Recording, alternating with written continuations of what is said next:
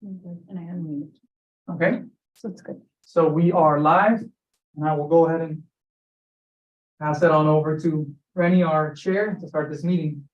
I'd like to call the meeting to order at 7:06. On the roll call, we just announced the names of our you.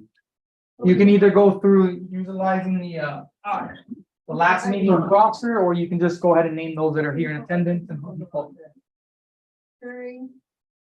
Bernard Amato. Here. Here. Soriano. There's a Dean here. You want to three members absent. So you have quorum, chair. Has everybody had a chance to look at the agenda? And do you want to do any kind of deferral, additions, deletions? I think what's missing is the elections and the motions and all the positions. Wasn't that something motion and seconded and? Correct, and it was missing in the minutes. So you can make the amendment to adopt it with the amended minutes, including the elections that took place at the last meeting. Information. So that also. And I have the notes upstairs, but if I'm not mistaken, Chair Rennie, Vice Chair was elected, Xiomara, and I Malvin, stayed as secretary. honorary secretary. But yes, so that would be the amendment, So that would be in the minute. Kind of. correct? Which we haven't really gotten there yet. So any additions, deferrals, or deletions as far as the items and order of the agenda?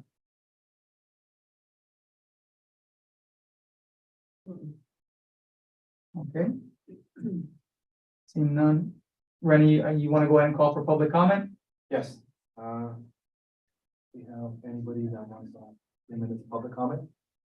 And while we do this, I guess, first and foremost, to the first time attendees, thank you guys for coming. Essentially, this is where you have 3 minutes to speak about specifically the special taxing district known as the neighborhood service district that represents your neighborhoods. You guys are presented with a security service, and that is wholly what we look at here. Just the detail of the security services and everything that entails within that, which would mean the guardhouse. No security service, there will be no guardhouse, so we also maintain the guardhouse as well. Okay, yep. It's a public comment at this point. The board doesn't have to answer. They can out of kindness if they choose to do so, but they're here really just to take in your input and weigh that in as they make decisions moving forward. Understand. For the record, my name is Joel Maxwell. I'm at 14816 Balboa Road, resident of Miami Lakes since 1988. First of all, I'd like to congratulate and thank you all for the improvements that you made at the guard security gate. The landscaping is really nice. The lighting is really nice. It's a vast improvement. So I thank you all for that, and I congratulate you on doing it. I would say that it would be a really good thing too, if in the future we could improve the actual building, the guard house. It's a CBS squat building, and with the really nice landscaping, the really nice lighting, the next step would be to nothing extravagant, but maybe just spruce it up a bit. I mean, give it an architectural flair a little bit. I'm sure with the architects that we have in this community, we could have some kind of contest or something for a low cost improvement that would make it look as nice as the other guard houses, if you know what they look like. The other places look much nicer. And so if we could do that, it would add something to the community in addition to the very nice things that you've done. So thank you. Which courthouse is this? This is the one, Commerce Way and Balgoon? yes. That's 82nd Avenue, Commerce Way. So I know which one. Yeah, that's the one that serves. Yeah, that's this our. area. The one that we take care of. Mhm. I agree. Randy Paulson, 8452 Dundee Terrace. I'll build on your point. A lot done with that gate area. It does look a lot better. And there seems to be between the old security system and the new system, some differences. there seems to be a fair amount of failure rate, which surprises me, but since we've changed it to new technology. But I would be concerned about the repair cost. I don't know how long we're still in the warranty on these gate arms or gates. But we seem to have a lot of repairs done, and at one point, a huge delay in getting one of them fixed, but that was during the end of the pandemic. Could have been a supply problem at the time. We were curious for the meeting to see what we were doing with that system, whether we talk about new readers or why is it coming up? We kind of thought it might. That's it. Okay. By default, I guess, we're next. 7900 Northwest 166th Street, the Burroughs family. Obviously, when we saw this agenda, it's some of the concerns that we have. We brought it up to our association again. Obviously, they defer us over to you guys. Our guardhouse, a lot of the time, the guard gates are completely open and the guard's inside. There should be no reason for that. The little stick is broken a lot of the times, and that I understand. Obviously, there's not much that they can do, but as for security wise, a lot of the times they're not really doing what they should be doing. So it's just that concern that I don't know if you want to piggyback on anything that is pretty alarming sometimes. Is that address within our? 79, repeat it That's again. Royal Oaks, right on 79. And that's why I wanted to, that's why I thought I had heard out there, but this is for Miami Lake Section 1, so this is the southwest corner of this, For another meeting. not Royal Oaks, yes. Oh, I know. Okay. Did you get it from your HOA, We did. Maria Barrios, Um, GRS Management? I think so. Yeah, that's actually what you. Yeah, so that's not today's meeting. Oh, okay. Yeah. So I'm assuming they saw Miami Lakes and just pushed it on as a meeting for the Royal Oaks, but it's Section 1. So do we know when that meeting is? It hasn't been scheduled yet. How can we make sure we get the correct They, information? I sent it to them directly. Okay. So Is that there one, a way that I they can pulled this one off of the Laker, I believe, and they thought it was Royal Oaks. But you guys are also the ones that govern. Correct, not this body. Oh, no, but like. It would be, it would be through my office, and it would be a different board. But yeah. It's also on the calendar. Isn't it you put on the calendar? It's on the community calendar. Yeah, they just sent it to us on Monday, and I was like, oh, this is great, this is an agenda I would like to speak about, and then we showed up, so. Yeah, this happened in the past and we caught it with them, but it seems that it went through again this time. Yeah. Okay, there was someone else. He was finally like, Thank you. But luckily enough, yeah. Okay. All the associations. Okay. Well, not all the associations. Your association as well as section 1, Okay, and we can take it offline and you can just give me a quick call if you want, or we can discuss Okay. some of the challenges. perfect. he works with the security company. I see, yeah, know, as I soon as you noticed said the complaint, badge. He probably was like. Yeah, it's just not a complaint, it's a concern, I don't like to word it like that, but thank you, I appreciate that. No. So then, we'll leave now, if that's But okay. yeah, and by all means, you have his contact information and you can reach out directly and they're very responsive, so. Okay, perfect, thank you, appreciate it. Thank you. The only thing is times and names, if you see the nameplates, always helps them identify any concerns. Okay, perfect, great, thank you. So which section does take care of that? Is there another NSD section? There are 4 security service districts and 2 lake service districts. Okay, so this is NSD 1, Miami Lake Section 1. section 1. Which one is theirs? Would you know? There would be, if there were 79, the Royal Oaks East. Okay, moving on to old business, approval of the minutes, we had those changes. Any other changes that? The only other thing is, I'm still pending, if I'm not mistaken, December's meeting minutes. I know you were absent from the December meeting, Oh, yes.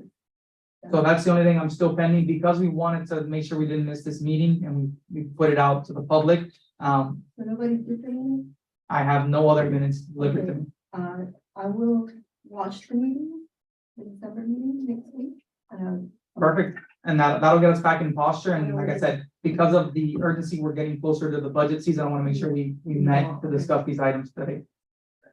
But I do have to put on the record that moving forward, due to the new committee rules, we will not be having meetings without the proper minutes beforehand. Yeah, you mentioned that. Yeah. And regarding February 28th minute meeting, we talked briefly before, we need make some changes to add the motions and the second motions and the approvals of the actual Elections. elections that we held. The election, right. Then two, the minutes to add the election. And then So- Have a motion from advisory board member Balvin to amend the minutes to include the elections that took place at the last meeting. Okay. Perfect. All in favor? Aye. Approved. Okay, moving on to security guard services, updates and reports. This is feedback from you guys, and this is essentially just old business that the board had requested to keep on the agenda so that we always keep up to date with any service issues that we're having with our security service providers. As far as any reports that they may be aware of and or that myself or the individual that will be taking over the liaisonship for this committee is made aware of, he'll bring it to the board at this time. So are there any ongoing concerns or anything that we've seen on the security service side? I haven't heard any negative reports as far as the service. It seems to be uptick to an improvement. It's never perfect, but it seems to be working well. I agree with them, because it went down again, obviously, right? If you go through that Stargate every day, 5 days a week, 7 days a week. So the response time, when it did go down, one time it went down twice, the Stargate went down twice, and then, but the next time it came back around, it was fixed. So like, this is within the last 7 days that we had last big couple storms coming, so kudos to you. That the service uptake and the repairs time has been done. I think that might be to the later on in the agenda, when we talk about gate arms and repairs. I think we're talking more about the actual security guard services, command services. On that note, I'll just say something I brought up, I think last time, was the nameplates on of the guards. So, now we got too many names up, and what I mean by that is that Louisa something is constantly there. Her name thing, so if she doesn't remove it, or I don't know what the procedure is for the service guards. I don't know if the person coming in needs to remove it, but oftentimes you have the name of one guard and the name of Lisa there. Like the Lisa person kind of this, her name's constantly there. So I think I already know the difference of who's who, but I'm sure that 800 some other people that live or plus that live behind that gate may not know. So I kind of bring that to the attention. But I'll say what I said back in February, which is, from the guard services we were having before to now, there is a huge improvement. I appreciate that. You know, I was one of the proponents of pushing the change. At the end of the day, is all I want them to do is do their job. And I think that I come in and out at obvious, different times. I don't have much of a routine. And I have had the gate up where they have the break sign up. But it's been rare and far between, where before it was the gate was always up and there was never anybody there. So it's a huge improvement. So I appreciate that. So kudos to you for supervising and, putting a team together for that. The only thing I would comment is the name things. So if anybody does want to make a report on somebody, whether good or bad, they'd be able to identify who's there. On that same note, at the last meeting, actually by email before, I had asked that I wanted to see what is it that the security guard services produces? Like what kind of report? Like with those pictures that they take, like if I wanted to get a report of today between 1 and 2, like what exists? Before we had a handwritten sheet, and now with that little camera thing, we don't know what it looks like. And I believe if I didn't misunderstand, we were going to be provided a sample. Oh, this is just random day, this is what it looks like. Just so as a committee member, we know exactly what that camera photo thing actually produces. So what we ended up pulling was, and kind of going into, I guess it also comes up here. We pulled in what's called their track tick, and this basically pulls down an analysis of every car taken in and the amount of volume, depending on incidents, depending on all that. I'll connect right now. But as far as the images, that's something different, and all that is a mass amount of images and timestamps. And it's just image timestamp, image timestamp, image timestamp, if I'm not mistaken. Yes, if I may, with the committee's permission, John Franzo, SFM Security Service. Just to give you a highlight of how much volume we're dealing with. On March, we took 45,881 pictures for vehicles entering your section. April, for the 25 days that have gone by, we've taken so far 31,323 pictures or reports for vehicles entering the property. Now, what that means to me is that there has been at least a 50% increase from when we first started back in August, September last year.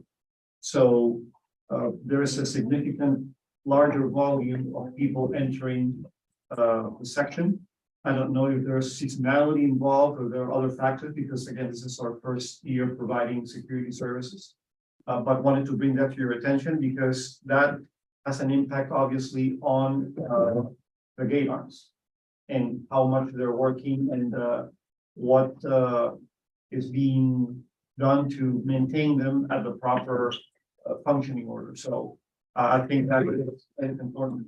As far as gate arm damages, we reported that we were so far 35 instances of gate arms being damaged since we took over the contract.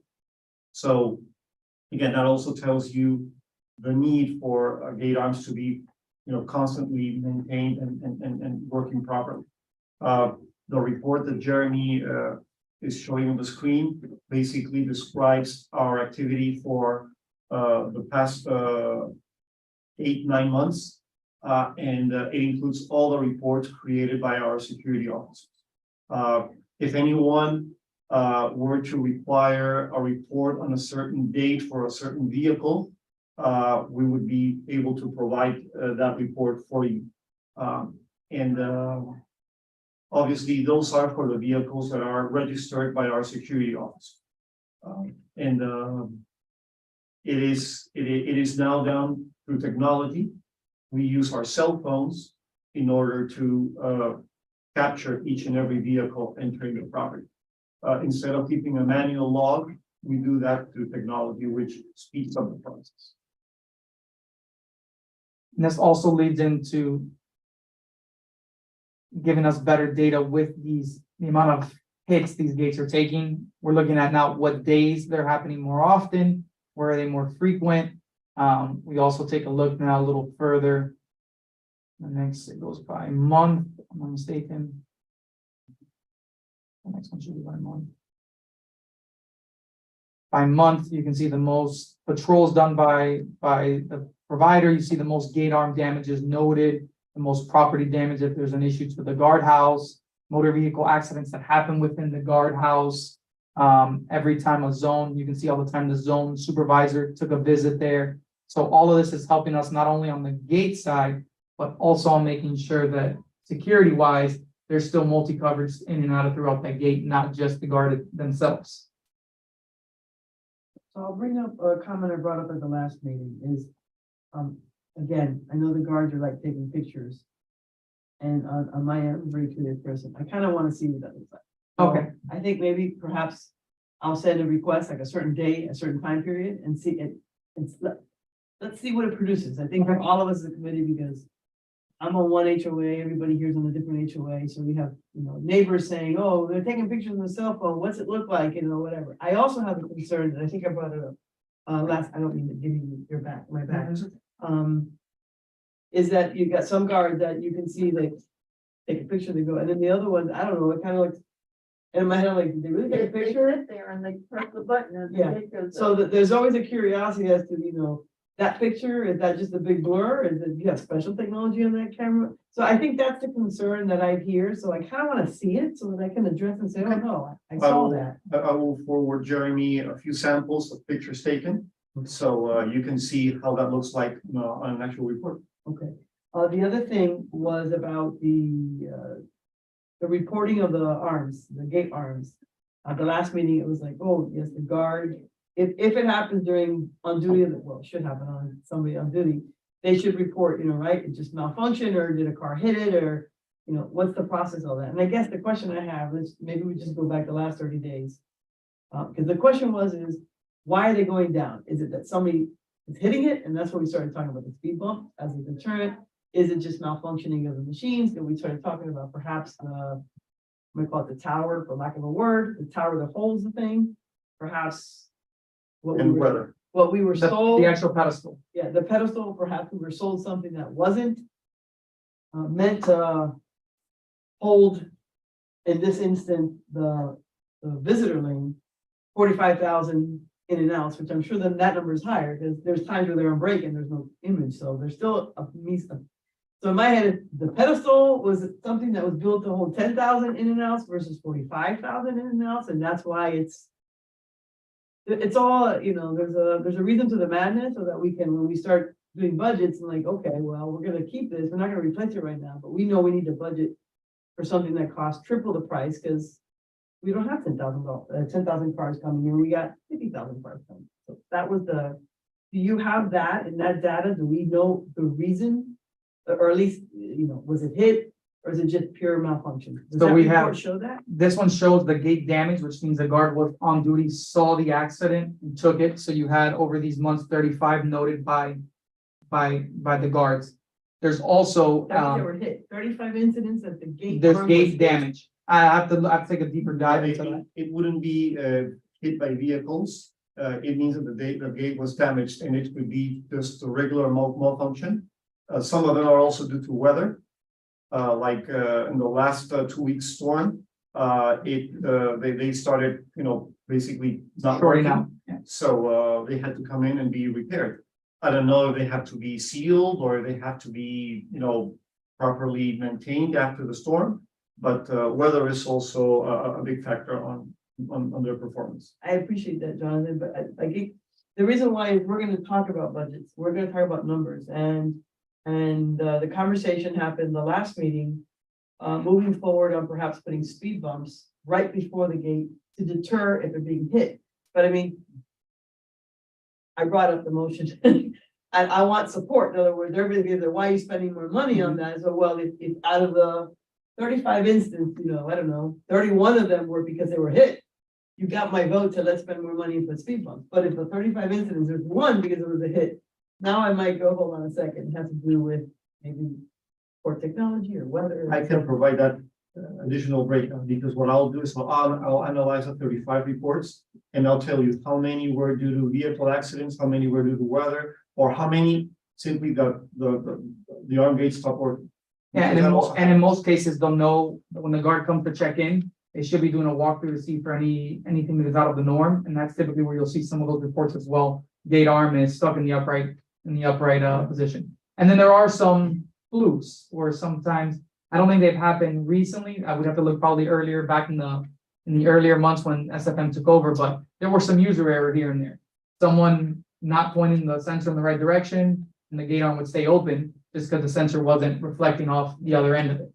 So some of it was, did we check this? George would go out, check it. No, sensor was misaligned. They'll realign it and it's back to working. So that did happen a little bit at the beginning. Right now, between George and myself checking in with Christina Gahn and our new liaison starting shortly, there's been a few cases of it with new guards, but nothing notable. The most notable is damage where you have cracked bolts, dented barrier arms, and so forth.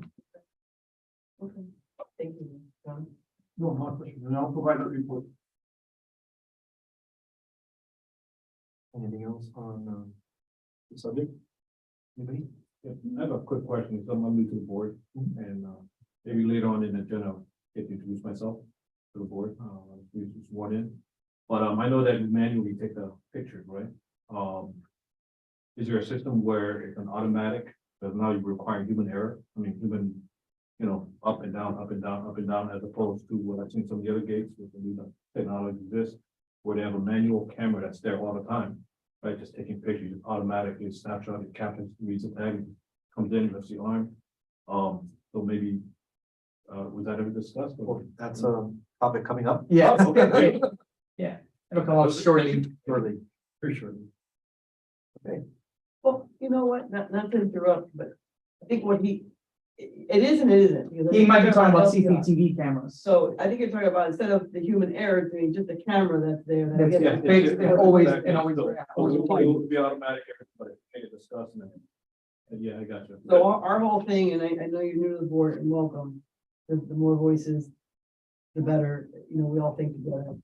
But this whole thing is the ordinance behind this, gate was not just to have a monitoring system, but it's to have a man. It was supposed to be a man person as a deterrent. And then, do they write it down, do they take a picture, is there a video going on? There's all sorts of other things that can be done. But it used to be, you've lived there for many years, handwritten and, being part of the board for years, I used to like pull them on purpose and it was, can I say it? It was all BS because I pulled it on purpose. I would go through it and then they would have my tag and then it would be a whole different car and color. Definitely wasn't me. So that didn't give me good fuzzy feeling. So when we started, we changed it to what we saw other guards, some guard gates were doing the picture one, and we thought, okay, well, at least now, right, you have a picture of a tag, they can't just make up a number, you can't. You put an L instead of a V and that kind of stuff. Nothing's perfect, but the camera, the video, like constant camera going, I think there was issues we discussed. I don't know if you were here, Jeremy, or not. They were like, oh, I don't know, because public record request, and now you have a video of everything else going on. I remember there was some conversation about like maybe legally, do you remember? Like the town kind of insinuated there might be legal issues with us having like a constant Like if video somebody camera wasn't going. supposed to be there and then somebody Yeah. could, oh, yes, So- like, maybe people having So, theirs, it was a real. And the other company put the video cameras, but they said it was theirs and it was to monitor Their guards. their guards, which made no sense to me when the camera is facing the arms, but hey, I'm just one committee member. so you're gonna like me, so whenever. I like you retire- already. Oh, you're gonna get like me. Every time, too. every time you do Yeah, it, yeah, so. so, whenever I introduce myself, you can understand why I ask the questions that I do. Because you guys are trending in the right direction, right? All the concerns that you have with the writing. I've actually been thinking about it for 20 years. So from the time I was there at the townhouse, once I lay down some qualifications of what I do and what I manage now, just like my HOA, when they found out I was part of their board, they were like, we're so happy to be here. But I'll wait until I get my friends to introduce myself. I promise I always listen. I may not always agree with you, but I promise I always listen. Trust me, I'll go with that. And pointing through the chair, just like, I want to confirm that everybody's here for the same meeting. This is Miami Lakes Section 1, not to be confused with Royal Oaks or Royal Oaks Section 1. Anybody here from Royal Oaks? You are our neighbors and we love you equally, but this meeting is solely on Miami Lakes Section 1. So You can just say, but. just west of Veterans Park You received a formal invitation. from GRS Management. Yeah. There you Well, go. I'll talk to Maria later and see where the miscommunication is on her end, with pulling the meetings. But I think what's being said will make us more knowledgeable when we sit in our homeowners association. You are more than welcome. Come up. You are more, and it just so happens your same security service provider is right in that corner over there. Get a car, get a car. Get a car. This is the guy. Yeah, I'm Dennis Weedman and this is my wife Felicia. Pleasure to have you guys here. And Miami Lake Section 1. So I saw somebody else walk with the flyer, so good. Section one? Awesome. Where is section one? That's Just west of Veterans Park, Picnic Park West. Commerce Way and Buffalo. 82nd Avenue and Commerce On Way. the other side. behind. Behind the CVS. park, yeah. That's the easy way. That's the way I usually tell my friends. Behind you, yeah. Boy Scout building. Yeah, the entrance is back there. But I'm gonna say since our meetings are not well attended and today we have. Can I motion to open up public comments if anybody has any? Yeah, through the chair, you can, of course. I'm gonna motion. to You have a open up second? public Second? Any concerns, all those in favor? Aye. Aye. All right, you can go ahead and reopen public comment, chair. You can pick on. Did anybody Yeah. like? You were asking about the incident reports on the gate. on This the is- I'm alarm. sorry. Yeah. She's the secretary, but who are? My name is Randy There Colson. you go. I live at 8452 Dundee Terrace. Okay. My wife Donna. The incident reports, you have them, right, based on your employees, turn them in, right? Yep. So you, you know how many times they've been hit based on that Yes. input. You said something about 35 over your duration of your contract, Since August 15th, August 15th of 2022. 23, 22. 22, good, August 22. Because I was looking at the data is from January 1 of 22. Oh. And it was 35. No, it's August of 22. What you're showing here is January of 23. I can't see it. Oh, I closed it back up, but I'll bring it back up for you guys. So yeah, the total incident location.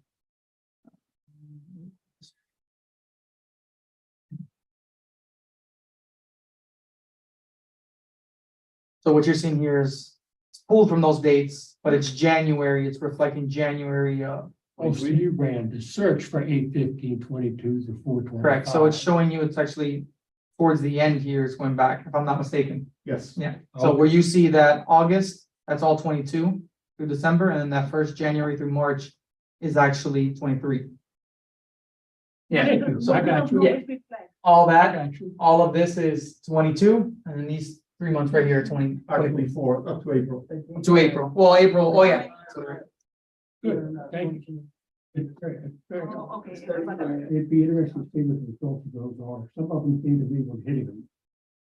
Well, I don't disagree with you at all. Like I said, I need to provide a breakdown of how the 34 are composed of. These are 35 instances where security officers have reported the gate arms malfunctioning. As I mentioned before, there's a variety of reasons why they could be malfunctioning. Vehicles hitting them, yes. Weather, yes. Simply they stop working because, they're machines and at some point in time they break down. Of course, I just don't have a natural breakdown to give you at this point. I need to do a further research.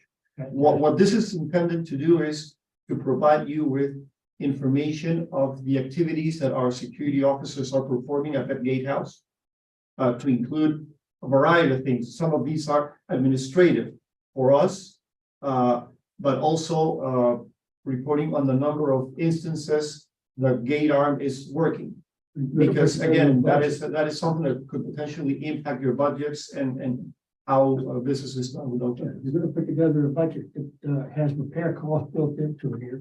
The only concern I would have is you mentioned the volume. Yes. As if it was a very large number for you and that piece of equipment. Are we gonna have 4 failures? Well, he wouldn't speak to the equipment so much. The equipment was purchased through the town and a different vendor. Different vendor? Correct. And then just so we clear that, the lift master gate that is used is meant for high volume areas, so other similar. We should be stuff- okay then. Correct, and I'll confirm that and get the actual data of the amount it can pull and the amount it should be able to withhold. But those are commercial grade lift master towers that are being used. Thank you. I'm good. Are you together? Yeah. State your name and address and comments. I don't know. Oh. But I can say my name is Gladys, my address is 8366, Northwest 142nd Street. In Anchorage. I'm Maria Gonzalez. I live in 8372 Northwest, or 147 in English. Thank you. No comments on either side? It can, I have an additional comment. I just want to make sure, nothing you want to say, yeah? Question. Yeah. I don't know if this, because there are different communities inside the same area. For example, I have seen in some communities that have some sign that says, if you broken or whatever, you have to pay $500, whatever. It's possible to put it something like that? So we already have the drivers responsible for damage. The number isn't listed there.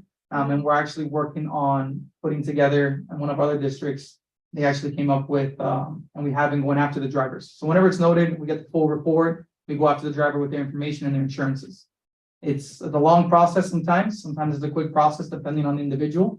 But we do go after for damages, and all we look for is the total amount to repair the gate back to normal. Oh, okay. Yeah. Thank you. Thank you. Good, Joe. Question on the 45,000 vehicle volume that you mentioned, again, for the record, Joel Maxwell. Is that only on the visitor side, or is that total ingress? only on the visitor side. Mhm. That is the only gate arm where we take pictures. The rest are for residents who have already their Yeah, I code understand. to automatically open the gate arm and go in. So I would assume then that the equipment that you use for that particular lane is of a higher grade than the other two, would it not be? They're all the same. Well, I mean, if that's the case, then what I observed is that the other lanes, the arms tend to malfunction almost as often as the other one. So, I would wonder why that would be the case. That's one question. Two, I wonder if there's any record of egress in the middle of the night, cars that leave on the other side. There's a gate there, there's an arm there, but is there any photographic record?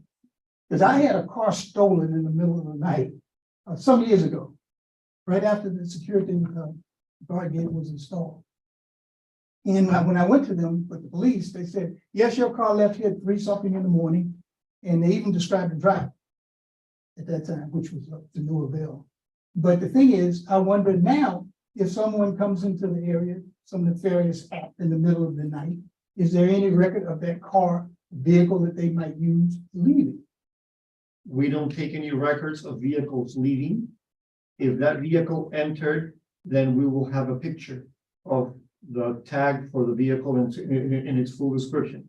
So we've had instances where police have requested that we provide registration for vehicles entering a certain property. And basically we narrow down the list of vehicles based on a certain period of time. And that has allowed authorities to identify vehicles that entered and did illegal acts in some communities. So it is done through the entrance, not through the exit. Okay, just excuse me, just one concluding statement. You mentioned, I'm sorry, I don't remember, but you mentioned something about not being able to video or take pictures or stuff. There was a problem that came up when you all wanted to do that at one point in the past. Actually, I wanted to address and let you know is that he's just doing this. He's only in charge of the actual security guard services that take pictures in the visitor lane. But what you said, like any records of anything going, any car leaving, we don't have a record of it. I think the only way to get that is, for example, is to have some sort of video that would capture everything that, not only car, but person and animal that walks by there. And I've been in the committee for a while, not started like for a couple of years, and we brought up the possibility of video recording that area. And Jeremy, it wasn't you, but whoever the town liaison or whatever was, went back and came back, and I'm talking generalities because it was a while, but what I understood from them is that legal from the town said that we couldn't do that for some. I don't understand that at all, because Balboa Road is a public street. But I'm with you, and I would support the more information, the more deterrent, the more it helps everybody behind that gate. So you're talking. You're preaching to the choir. You're preaching to the choir. I'm holding hands with you, but we definitely can bring that, you're here.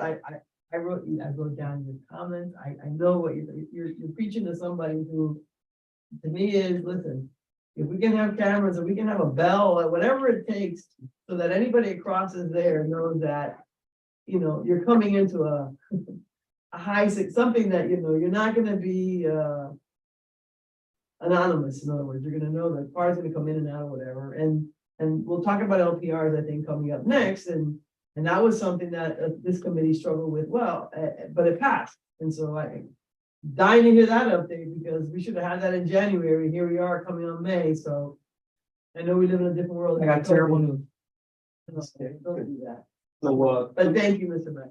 so for the chair, I'm glad you brought that up. I didn't wanna say it yet, but my particular knowledge, right, can answer those questions, which is why I'm glad they can like me. For those that don't know, I work in the police department, right? I'm actually a police major with the Miami-Dade County Police Department. So Javier, yeah, you've probably seen me on YouTube. One time you got it. Javier, really have the part, the town major. If those questions regarding First Amendment issues, static photo technology as opposed to video, I can answer those questions. I wish I was on this particular board when you brought that up, because I would have been your subject matter expert on that, because I'm very familiar with LPR technology and all these things, which is one of the reasons why my particular HOA, which I used to be part of Lake Sandra, there is some Lake Sandra people here. Yeah, There you Lake go. Sandra. Yeah, and then my family grew, then I had to go over to Lake Glen Ellen, right? And I know some of the other lakes are here. So, this is literally why I'm here. So, I try to keep the fact that I'm in the police department very quiet, and I'm in management. But, as a matter of fact, in order to get sworn in, I had to consult my lawyers to make sure this is okay. With the police department, because I'm still an active police major, right? I work at headquarters. Javier Ruiz is the other police major that does the security. He sends representatives to the board meetings. So that's why I thought you can be happy. I can answer all those questions regarding First Amendment issues, static pictures, right, which we use for intelligence, which is what he needs when we're leaving, to determine time of incident. That is, you know, this is all stuff that, I can discuss with the board, with the community, because when you do this all the time, this creates human error, right? That 45,000 number that you're talking about in that particular lane, that is a good number, but it's not accurate because we have human error. On top, you know, depending on how they hold it, if you get automatic, technology, or the technology that we have now is very sophisticated. Where we can get a more accurate number of vehicles coming into the visitor lane, vehicles exiting. I can tell you right now, criminals do not like active cameras, not necessarily full video that cycles, but you know, the technology, and I'm not a technician, I just know that you can just capture that particular tag by equipment going in and going out, and it just stores it, right? In case something happens, when something does happen, an investigator is going to contact you, ask for a time frame, listen, this is what I need, and then that provides us a lead. So that's exactly why I'm here. And then I think those questions that you were asking, I wish I was here years ago. Well, listen, there's always a way to start that conversation. I believe so. So when you Because get my on concern is to tag on and nothing to Jonathan's guard, because I appreciate what he's doing. I think it's a big change and an improvement. I appreciate that is, they do have breaks. So when they go to the restroom, there's nobody taking any picture. So if there's a way to guarantee, because we've been talking about, and I was the one that proposed it last time, was this, we have I say an ordinance or resolution, or whatever, this whole little reason why we're here as a committee is that little section there, that security guard area with the house, and like I said, right from the beginning to the end of that little strip and the guard people that stand there, that's what this committee is here for. By the way, we're only advisory. The council members either take our advice, but they don't have to take our advice. So we sometimes struggle a lot here. We pass it on, but the councilman eventually, right, can not agree with what we all do. I haven't witnessed that yet. I think they listen to us, so I think they appreciate that we're all here representing all the people behind that guard gate. But to your point, I said, if you read that resolution or ordinance, it says to have a manned gate. 24-hour, 24 hour sentinel service. What I'm saying is, these gentlemen or women that are guarding that, they do have lunch breaks, they do have bathroom breaks. So there are periods of time, but we do not have 24/7 coverage. And I wanted 24/7 coverage, and the only thing that came up back then was we needed 2 guards, which means we're not gonna have 2 people standing there at all times, but then they would put one roaming around in a cart. So when one had to go to the bathroom or lunch, that front thing would be manned at all times. But budget wise, the committee didn't vote that way. Obviously, it's gonna increase people's taxes because you can't get more services for the same amount of money. And so it didn't pass, but we can definitely, as a co-member, bring that subject up again and see what other technology exists. Perhaps it's something that, you know, is feasible that maybe this committee can actually consider and get pricing on and blah, blah, blah, blah, blah. So That's what we call and consider those cameras, we call them force multipliers. Meaning it's accurate, it's data unless the camera goes down. And on top of that, regarding the staffing, right, you can only have one there. Because as long as you have an automatic camera taking a picture, and let's say you put a sensor and automatic goes up, it takes a camera and goes down on both ends, you only need 1 guard. Just make sure that the gate is up, and then in case that gate goes down, you call the supervisor to come and fix it. There's other additional ordinances that require a manned guard gate, and this has to do with fire rescue ordinance, right? So when all the gates go down, even in a private community, when I speak to my fire rescue, chiefs, right? They need someone there to open gates in case that guard goes down, in case someone's having a medical emergency inside. So that's, you know, and then you have to research into the particular ordinance covers that. But I think, like I said, I think we're gonna be trending in the right direction, because I think all those issues that we have, and I'm gonna be here and I'll be able to advise the board and then come to something very workable, hopefully very soon. Thank you. And then just for the record on that, all the gatehouses do have the fire, Miami-Dade County, by code lockbox there. If they need to lock and remove anything, they have the key there to go ahead and access the gate arms. Mayoganex Torres, 14452 Arbor Place. You have any comments? Well, I think that one of the problems that I see frequently is that sometimes when you use the access card, Mhm. doesn't respond, and then you have to move the car very close to the stop, and then sometimes people hit that. I don't know why it's not responded before in front of the detector. I don't know why. In my case, it's the same. That's a vendor issue. I can't speak to it. I've gone on multiple occasions personally. I do drive a truck, so it's a little more closer to the RFI reader, but as soon as I put it in my front windshield on the left side, I pull in slowly and I've had no issues. I've tested gate arm clickers that get turned in for not being responsive, and they seem to work. Now, to that point, I know we've discussed this a few times. The previous system, which is now used for highway only, was a stronger system, but was not going to be supported for residential use any longer. So if the expectation is for it to be what it was, it's going to be a lower frequency reception than what was there previously. But as long as it is close to the side of the RFI reader, it should be working now. If that's not happening, it's my experience has been that I haven't had any issues, and I've tested in more than 5 different cards on 5 different occasions. I know in the past, they also said if you have the old card in the car, it also. It interrupts. So yeah, I mean, I guess you can't disseminate it, but if you have the old one, get rid of it, because apparently that created, I know that was something that the town came back and told us about. But I don't know. But it is a closer contact Mhm. that Yeah. is required.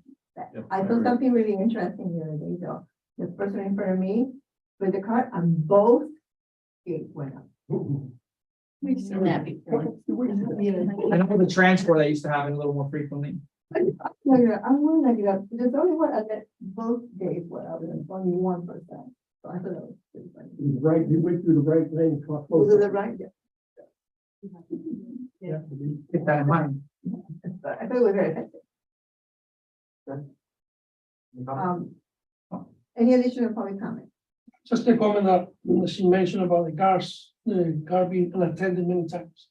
Especially at night, sometimes when I come in 8, 10 or 11, I see no one in the car. I figure he went to the bathroom. I don't know if he goes to CVS, that's a long walk. I don't know where he gets to, or she goes to the bathroom. By the time she goes and comes back, sometimes you see cars parking on the other side. I don't know if someone is watching to wait until they go to the bathroom so they can go in. But they let know the entrance is open, wide open, many cars come in. That worries me, especially at night. After the meeting, you can get my card and John's card. So whenever you do see this, just go ahead and let us know so that we can follow up with the supervisor on hand and see if there is a concern, or if it's someone on the restroom break and they didn't put their sign up. Especially at night. when Yeah, cars no, come up. definitely. But there's also on the building wall, there is a number. There's a 24-hour. Yeah, there's a 24-hour number. That you are more than welcome to call and say, I just passed by and there's nobody there. I do it. I do it, I email, I let them know when things aren't doing right. At the end of the day, it's the protection of my family, And it's which is our, your family. too. and it's our job and their job to make sure it's being done the right way. Yeah, when you mentioned having a second security guard at night, it's a good idea. Like close the every morning. And make us all safer. You give me peace of mind, knowing that someone is coming around and someone on security. There's no one, it's always attending in the front. Can you, I didn't catch your name. Hugo Gomez? HEDO, Gomez, 14680 Glen Canyon Road. Oh, the moment, it's it. Thank you, Miguel. Any, I have another comment. okay. One of the things that happens, I mean, I am a doctor. And one of the things that most of the time we try to do is teach the people how to live and prevent things. And I think that maybe the security department in this case supposed to do some type of information a year about, teaching the people who live in the neighborhood. What is the situation? What will be the situation? What will be safe? And how to use this type of thing. Because sometimes most of the people, they don't know exactly what's going on.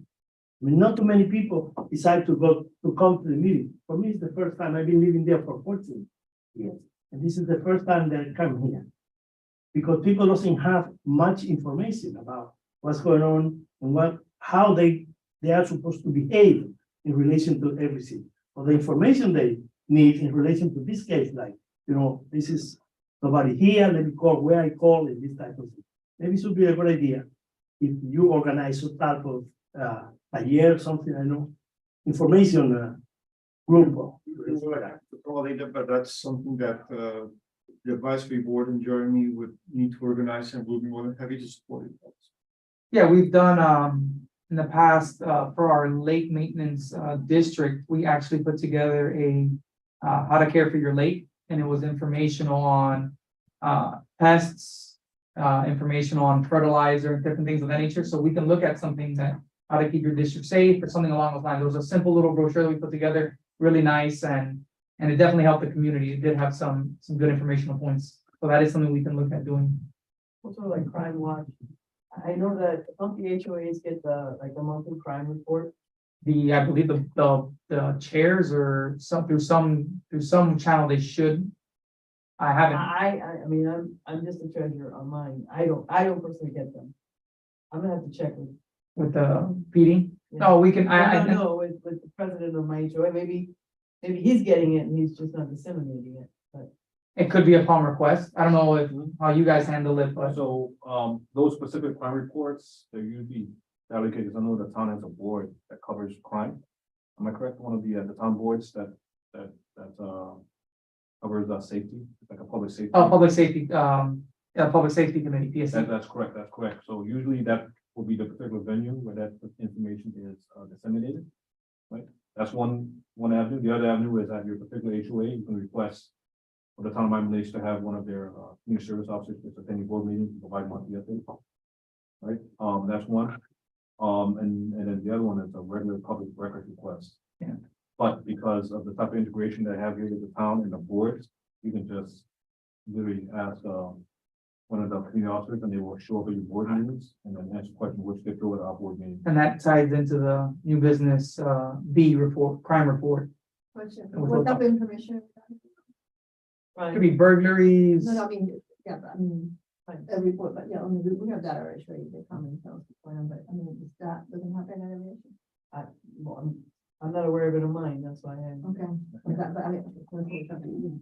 And then just to close that up, there's also the monthly police report that's given by the major, and that's complete town. Where do we get it? From the website? Yeah, if you go to the town website and you go to a recent meeting, all of our meetings are recorded, so you can go back and play it back and just hear. It's usually towards the end, so it's closer to He's midnight. normally the very last one. Yeah, he goes right after me usually, after some of my reports, but it's usually one of the last reports on council meetings. All right, that wraps up, public comments, moving on the agenda to. I'll vote for the closed public. Oh, I oh, I have, oh, yeah, oh, I'm Norma. 8316 Northwest 143rd Terrace, I'm in the Anchorage. Yeah, a couple of things that they were said before has happened to me, that you put the card and the gate doesn't open, and a lot of time the gate where the security is, it is open quite a bit lately, and there's no security person there. So like they were talking about restrooms. Restrooms are not located in the same little card gate. they are, Something- they are, No, there's a restroom inside that. Oh, really? Okay, so- they're provided one inside. Yeah. I live in Anchorage, which we have another gate. Mhm. Yeah, so I will be interested to see who I can contact to get maybe a community service officer go to one of our board meetings. So they could explain what is happening in our area back there.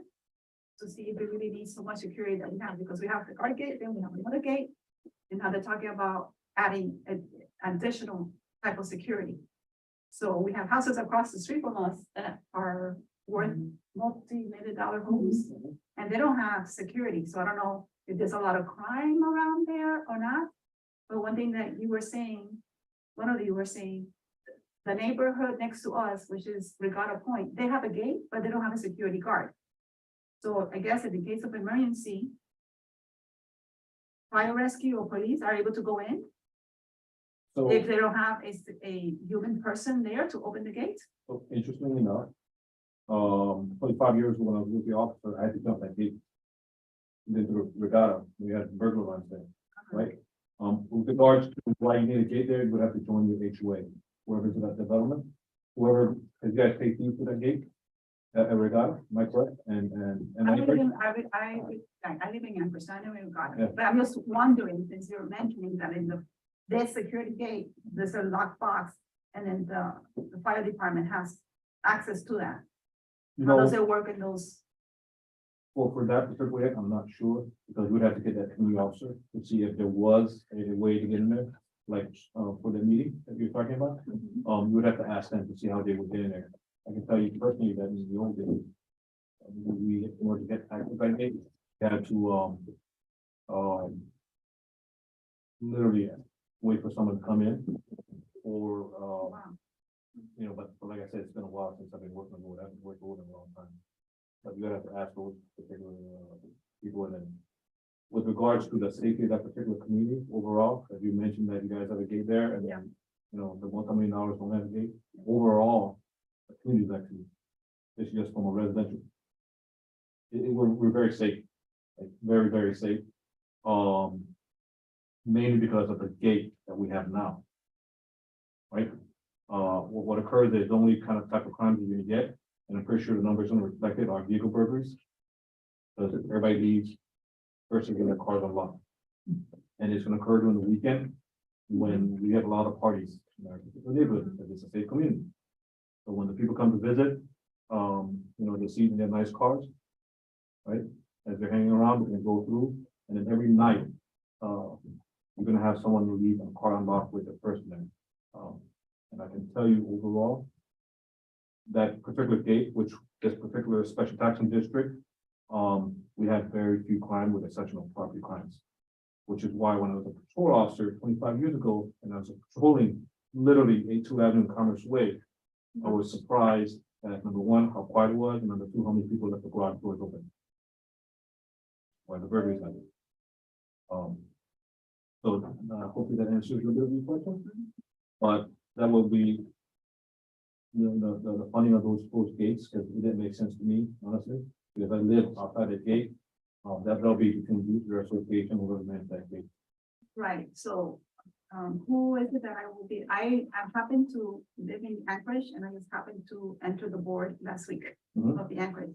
So if I want to find out who could come to give a presentation of what the, I can give you my information, and Okay, I'll hook you up and with find out the somebody. town officers, or he can do Yeah. it as well. Yeah, I'll give you my card There before you we leave today, and that way you can get in contact with me and I'll refer you directly to the police department.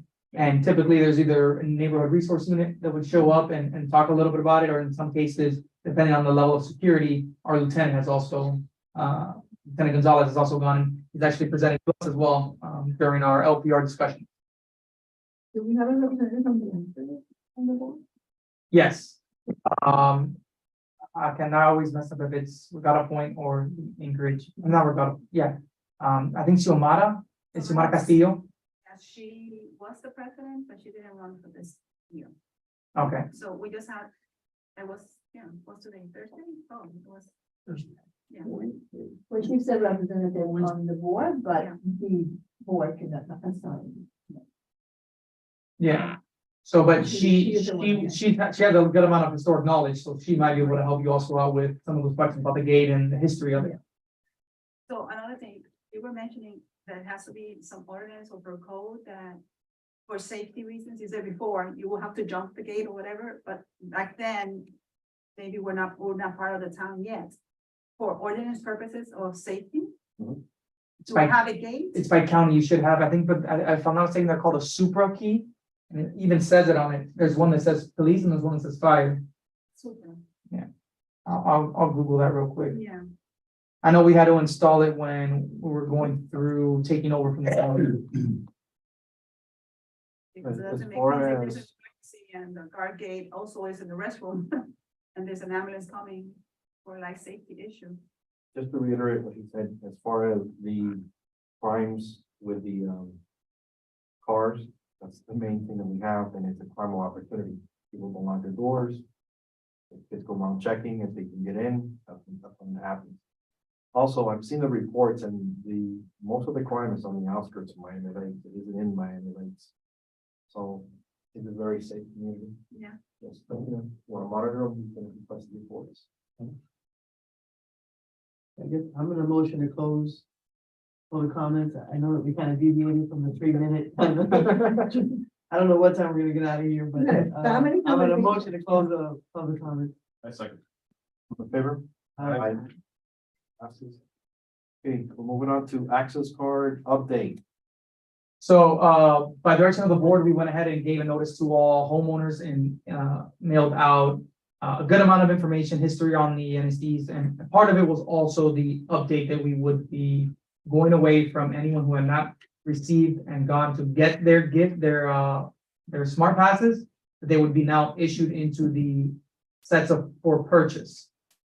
Since we issued that mailer, we did get, I want to say about 15 different people that came in and got their key cards.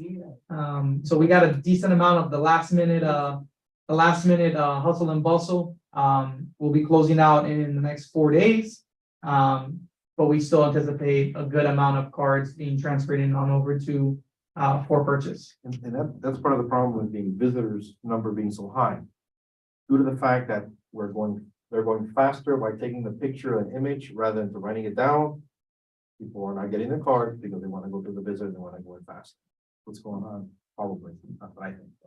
It could be, but I mean, at the end of the day, is they get 2 cards for free, I mean, not for free, like, Yeah, pay for it, but I mean, there's no cost to getting 2. I mean, why wait, by the way, because depending on what time, you've got a couple cards in front of you, no matter how fast the guard goes, there's still wait, where the other ones, you just. Besides the little things that you gotta play sometimes to get the right spot, I mean, but anyway, we do what we do.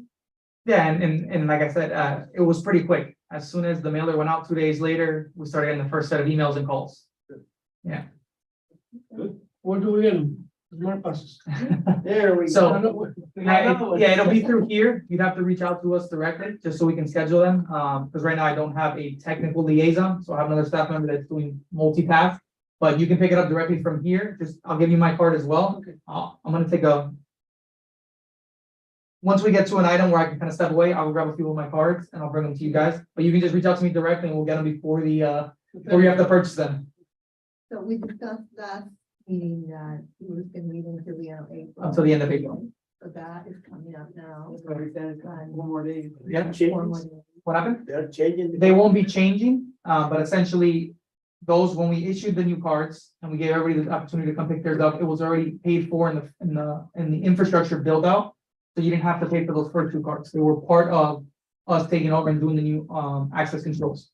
So every resident, 841, was allotted 2 smart passes that they did not have to repurchase. They were given to you brand new. These are the new ones. Anything over that, you would have to purchase additional. But the first 2 vehicles were going to be part of your home as a homeowner, part of what was given to you with the new system. I have to be changed. The one that I have to change. Yes. If you have the old one and you're wondering why it's I not have working as well, two old, I have the old one. the big one and the flat one. and the flap. Yeah, well, this one looks like barely thicker than a credit card. You had to have gone to get it. If you didn't go get it, Yeah, if you never went to Veterans then Park to get you it, have the wrong card. yeah, that might be why it's not working. And the person behind you is just honking at you and waving his card. I didn't have that notice. This is the first one. It's like, Oh, when we did the swap out, that one, that similar to that was also sent out. It was actually a little bit more cumbersome because it had all the details on how to pick it up. what day, we went, community by community, at different dates to go pick it up. And all the I mean, information. yeah, about outreach is being, but sometimes people just miss Oh, yeah. information and, so how many we have that did not do it? You still have another, card wise, it's close to 600, so almost maybe 300 people? 300 people still. Does that apply for Royal Oaks also? No, We haven't. you guys still have your same, access control system. John's gotta go. Yeah, thank you. Thank you, John. I don't think there's anything else, no, that's it, the crime report is gonna be a quick one too. And if, I mean, I can leave you more cards if anyone needs them. but- Anyone else need contact for SFM?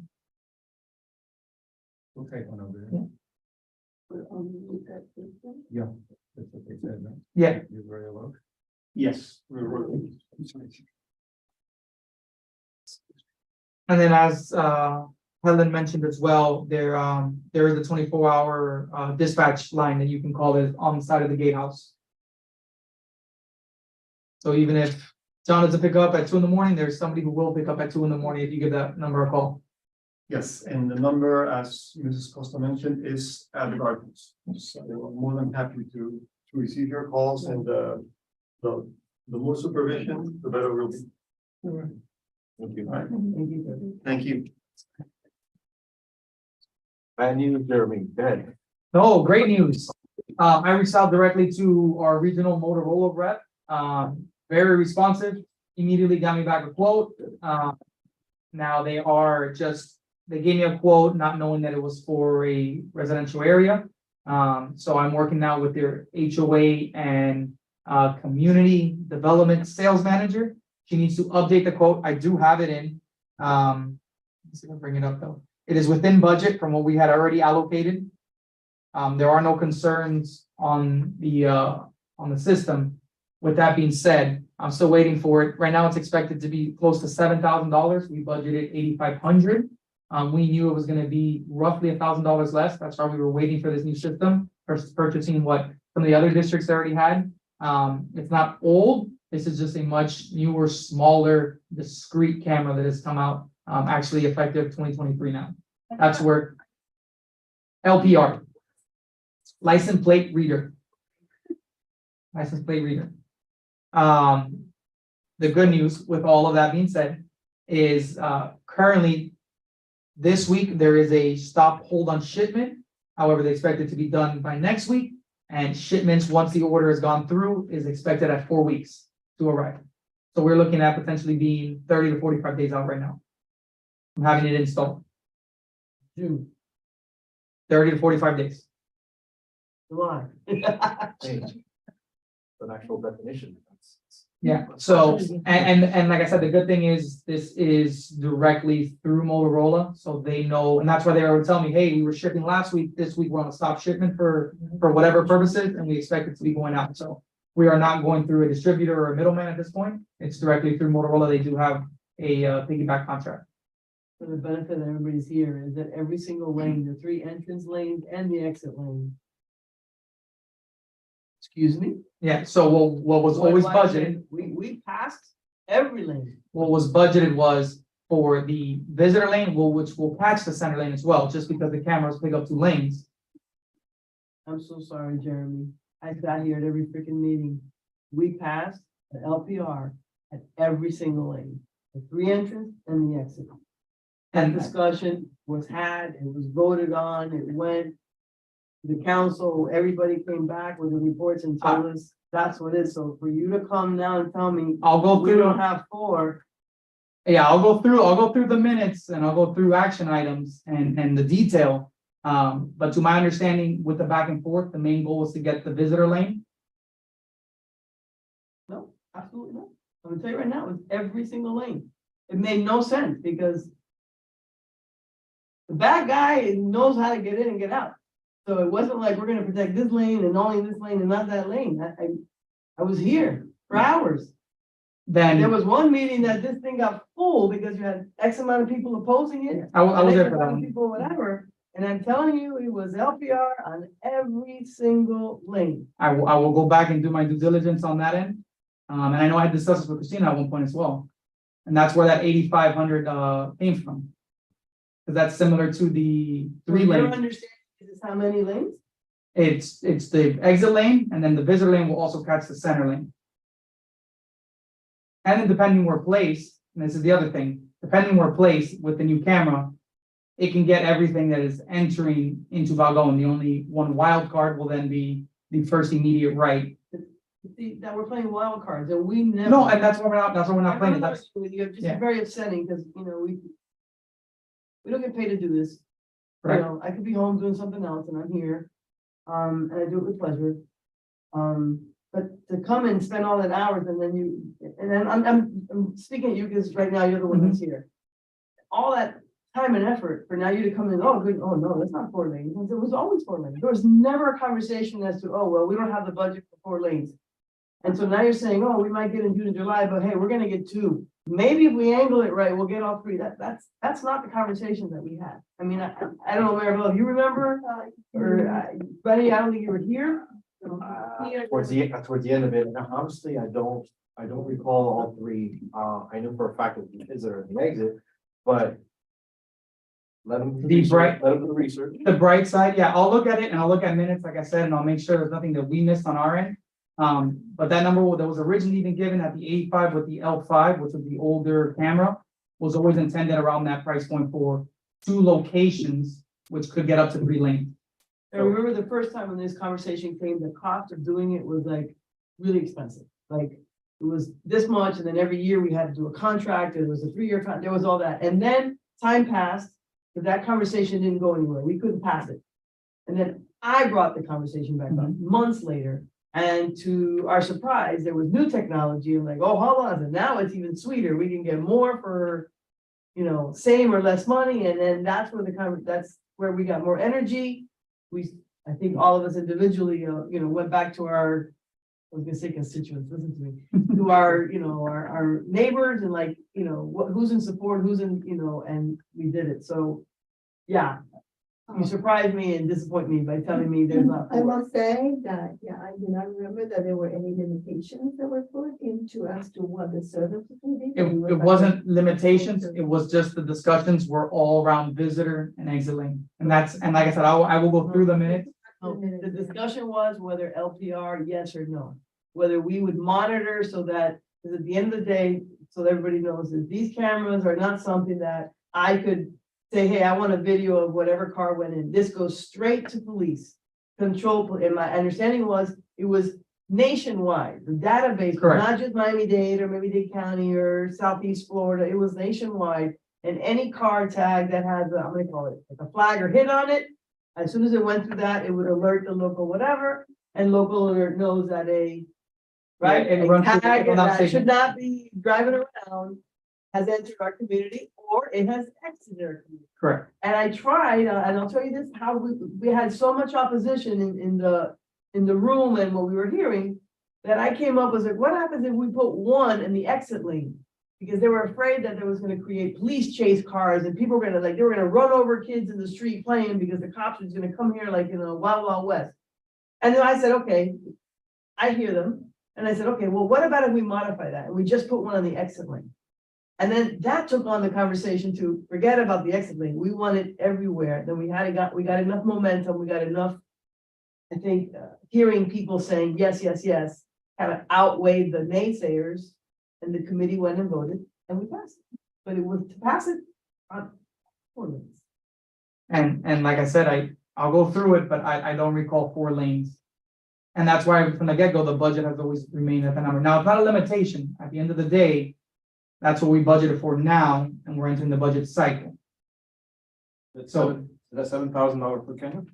that is, no, it's roughly 3,400, 3,500. It's 33.2, but they're still missing installation on it. That's why I need an updated This quote. is something that passed a year ago. We've been waiting for this for a year, so you're coming to tell me we're gonna get 2 cameras when I was expecting 4. So now I'm gonna go on and say, so you have the little camera. Do we have any leftover that I can motion and say, use that money now and get those 4 in now in June or July and not wait a whole other year to, oh, now, and That's possible. For clarification purposes then, let's say that it was misrepresented as to whether we were the board was at the time. Mhm.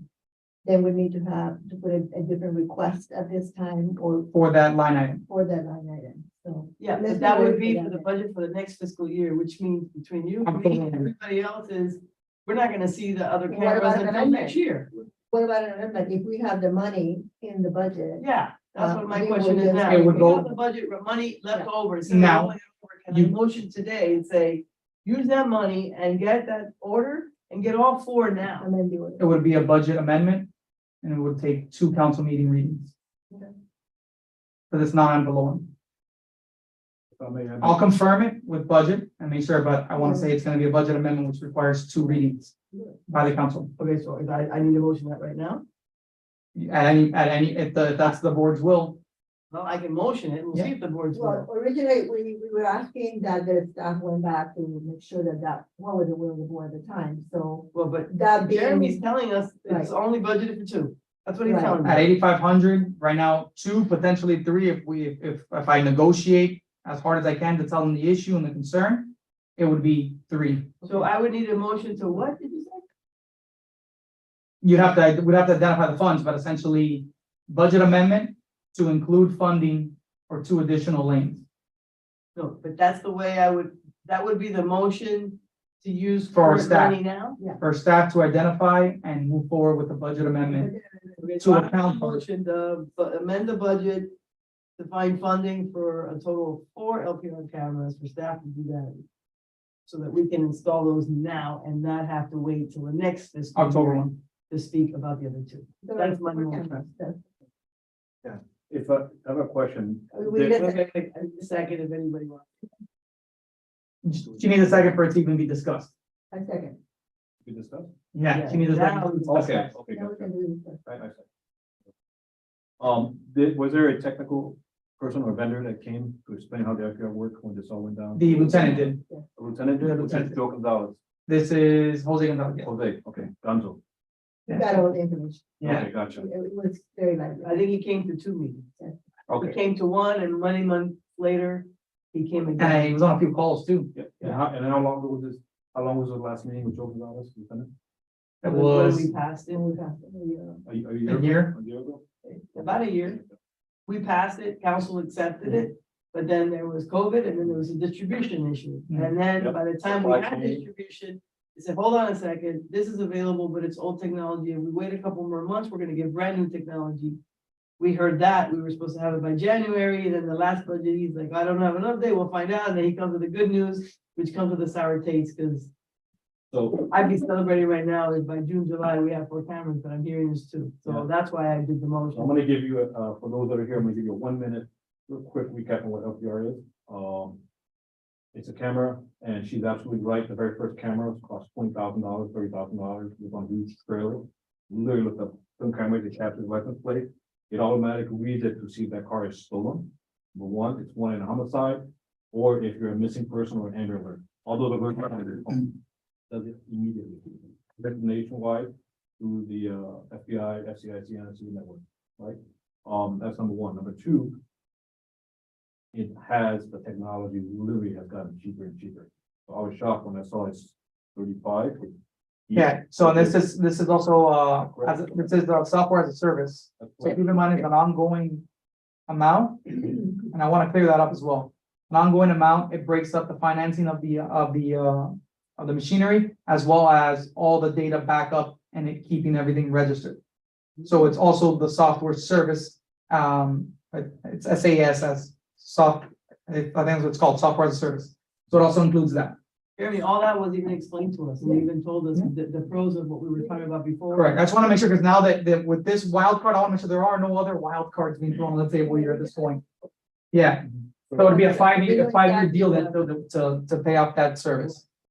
And I remember it's 5 years. Year- ago. And year one, it's more expensive because of install and the first sets of the other one is, they're 2 different things, and then after that, the price goes down about $300. Right.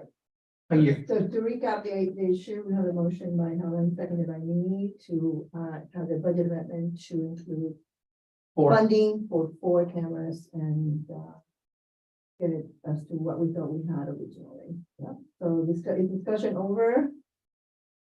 Can we Yes. go? Okay. All in favor? Aye. Aye. Why you don't finish? What did you just? You said you needed 60 seconds, we're done. Oh, yeah, I was just gonna explain the LPR. I'll go with what the board decides. 4 cameras, usually when you get 4 cameras, and this is from someone who fights crime, those are for major intersections, which is 6th, 7th Avenue, Miami Gardens Drive, catch every car that's coming along. What's gonna happen is that LPR is gonna catch everyone in that gate that lives in the community. So unless you're wanted for homicide and you were driving a stolen vehicle in that gate, car gate, does that make sense? The LPR is there to catch people that are a stolen vehicle, a silver alert, an amber alert, which is why we have a visitor coming to a party on Friday, Saturday, Sunday night, which we have every single night in our neighborhood. That LPR will catch, let's say, someone, the elderly person that came to a party and got lost, and there's an amber alert going out and going in the visitor parking lot. It will catch whoever has an access card in those 2 access lanes, but that is the homeowners. Does that make sense? So unless you're lost on amber alert or on a visitor alert, I would recommend before we make that vote to save the board some money. It's just like what he said, it's gonna catch the visitor. Those that don't have cards are coming in, and if it catches the second one, that's good. But we already know that those 2 other lanes with the cards, we live there.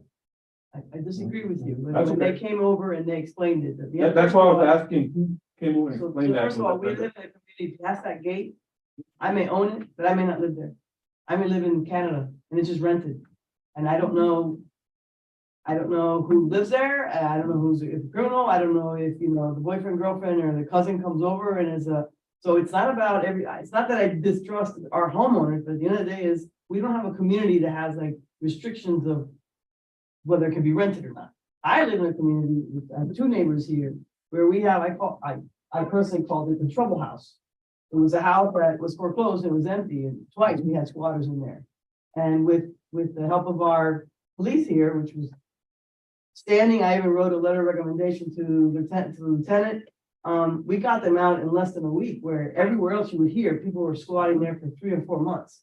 And when they did leave, they did find drugs and guns and everything inside there. So all that was just brewing, where you're talking about, maybe 2 houses down from you, you're gonna walk your dog and before you know it, you got shot because something went down. I remember they already fixed a pool motor because they were apparently gonna throw a big party at their new house. And so the reason why I say that, and I'm not challenging you, you said I was gonna like you, and I like I said, I may not just agree with you all the time, is we did these conversations with LPR, it was not 1 meeting. This was over a year's time. It was very challenging. We got information about the vendors, we got the lieutenants coming in, we did all that. And at all times, the recommendation was the get every entry point and every exit point. And that's where I'm very shocked when you tell me there's only 2. I know you said you'll go with whatever the board is, but you now are part of this advisory board, so you vote today, you vote yay or nay. You do, it's not like I'll do whatever you guys want. You can be the no vote or you can be the yes vote. I just want to make sure because you're new and you're like, oh, okay, I'm gonna go with everybody, but you are one of the yes or no's today as to whether we ask staff, right, to find the line item, to find the money to be able to accomplish what I'm representing to you as a prior board member, and I've done it to Jeremy, and I'm on the record, I'm being recorded, that it is my recollection, in fact, I am adamant that it was always with the intention of putting an LPR camera at the 3 entry lanes and the exit lane. And I even said there was a point where I tried to see if maybe I could get an alternate of just getting the exit lane and getting more support behind it. That didn't work. And then when we got more momentum, I think as a board, we all took it upon ourselves, go back to our homeowners, talk to the members, talk to our neighbors and find out so that when we come back, it's not like Helen Costa wants it. It's like, hey, my HOA, we've had 3 meetings on it, and I have the support. And I think that all of us were tasked with that. So when we came back in, that was that really big meeting where now we felt like we had the support, right, of our local community, individually, our HOA. So not challenging you, I'm just adding Well, that. I'm gonna recognize that as it was a friendly amendment that was not accepted. And we're gonna vote. Point through the chair. The one thing I will consider, and may be an amendment, may not be, I don't get that say is, let me go back to Motorola because 3 cameras might suffice all 4 lanes. I'm pretty confident in that, but I would need to hear directly from them with this new camera. If 3 cameras captures all 4 lanes, then I don't want 4 cameras just for the heck of saying I have 4. Okay, so that helps me So that provide was clarity. never represented to us in our meetings that we only needed this amount. Maybe the technology changed with this new one and you're like, oh, that is not the conversation that was being held in these meetings. Okay, and for purposes of having all of the information that you will need to move forward, we will vote on this item and then we will add a comment as to staff will make this inquiry. If it is, if it results in the fact that 3 cameras are sufficient, then. Just amend it I'm to, gonna- to ensure that there is LPR coverage over 4 lanes. I'll amend it to make sure that there's funding to get cameras to get coverage on. Not, all 4 not, lanes. not the number 4. Correct. So that will. 4 lanes, not 4 cameras. Is that correct? The 4 lanes or As 4 long cameras? as there's coverage on all 4 lanes. Okay, and do we get a vote on that? We have not. You can call for a vote. All in favor of the amended, say aye. Against? Motion passes. And Point of privilege, I'm gonna open public comment a moment. I see what's one Let the there. comment in the- Second for the By open, the chair. second for the open and public comment? But there's only our community. Just one comment. It's public. Yeah, it's just the board's discretion. Chair, you second, we just open it for. Okay, go ahead. Thank you for the privilege. Just thinking of a point here that it doesn't seem to have come up in the conversation, especially when it relates to the budget. Is that we sat here and heard about the technologies breaking down and the gates that are existing. And so my question is, what kind of warranties are on these cameras? And does it, when they break down, are they under your responsibility or do they need to pay for it? No, so it's covered under this, it's a lease agreement, so full service is included. So if it is a faulty battery, they will come back out, the vendor will come out at no cost. If it is a power issue, Rain and wet. like and a everything? maintenance. Well, we like a have- Maintenance program. correct, but we haven't That's had, built in. yeah, we haven't had any Okay. concerns on the LPRs at real loads going out. Thank you. Close. Question. I move to close. Oh, there's one, Don't think about chair again.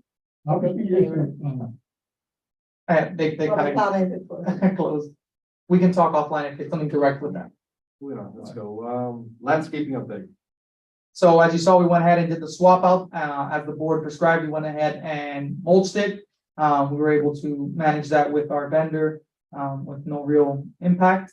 The second is part of that landscape. I sent a email out recently after a rainstorm. We did have someone want to evade puddles and decided to trample all of the flowers. Is that what happened?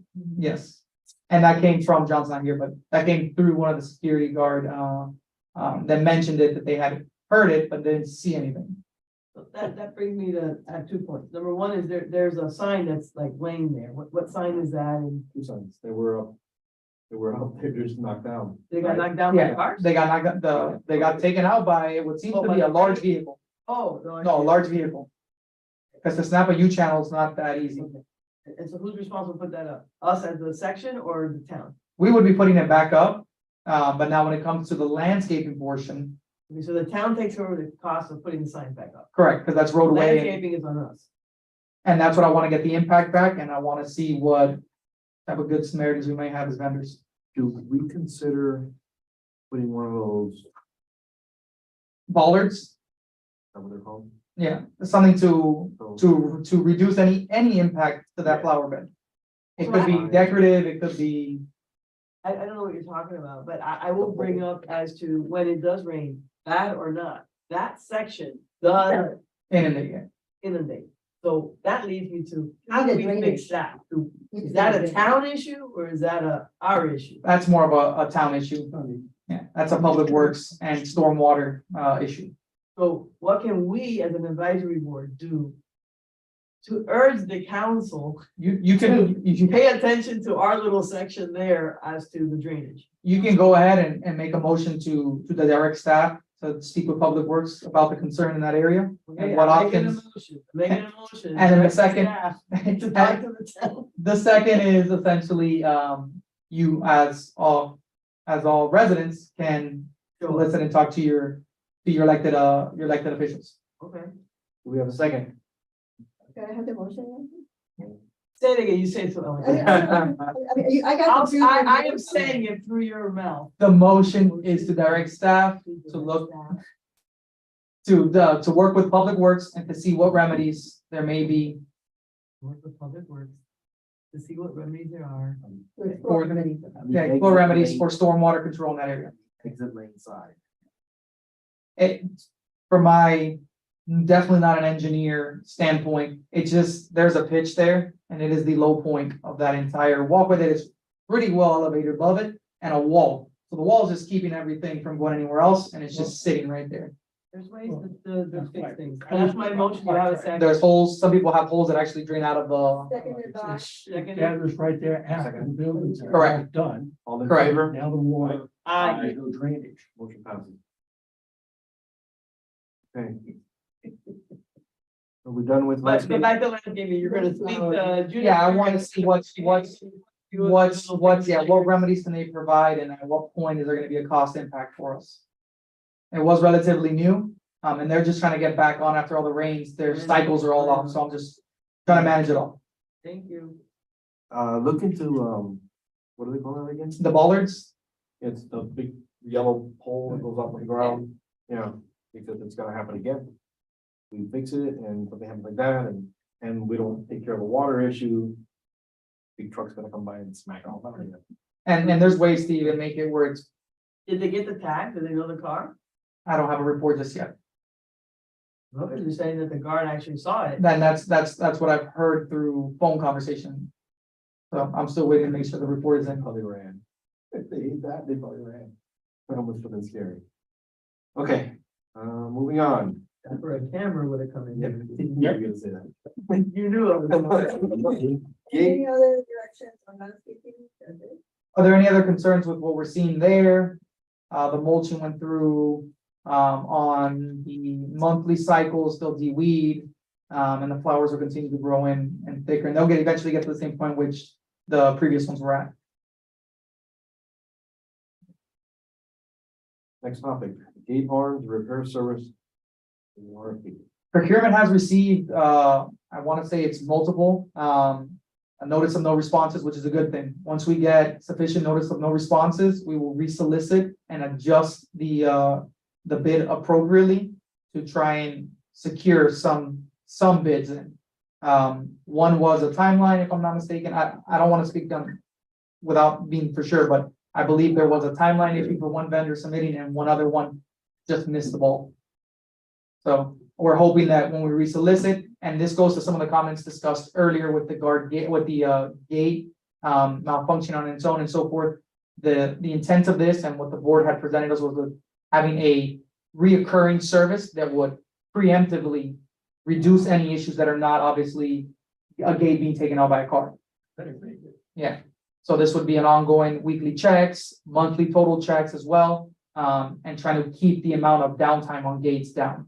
I think one of the things that I had put, I think it was in the motion, was that, you know, if we gotta pay more money to get the vendor to say, you know, you come out with it, 24 hours of notice, then give us the price and let us see if it's worth it, because going a week or it just becomes ridiculous. I mean, everybody, it's just the sentiment of getting to get to your house and you're like, things broken again. I will It's tell, very, very frustrating because, and at the end of the day is the money is being paid is for the guard gate and those two things. And if we can't get that right, if it's just a sense of getting the right vendor to do the maintenance, like I said, this is the price. Oh, we can go out there probably in the next week. No. Well, I want the price where we alert you and you're there 24 hours later. I even brought up that we need to have extra arms stashed somewhere. So it's not like, oh, we're waiting for the arm. It's taking a week. Then how much is it to have a few arms in the, that we purchased kind of inventory. in the storage so that there's not the delay. So for those that are here, that a lot of people brought up those issues, it hasn't been, it's not fallen on deaf ears. This committee has kind of addressed it and we're in the process. It's just, everything is turtle speed, but I get it. I appreciate it, Jeremy. I really do. I've been doing it for 8 years now, so I get it.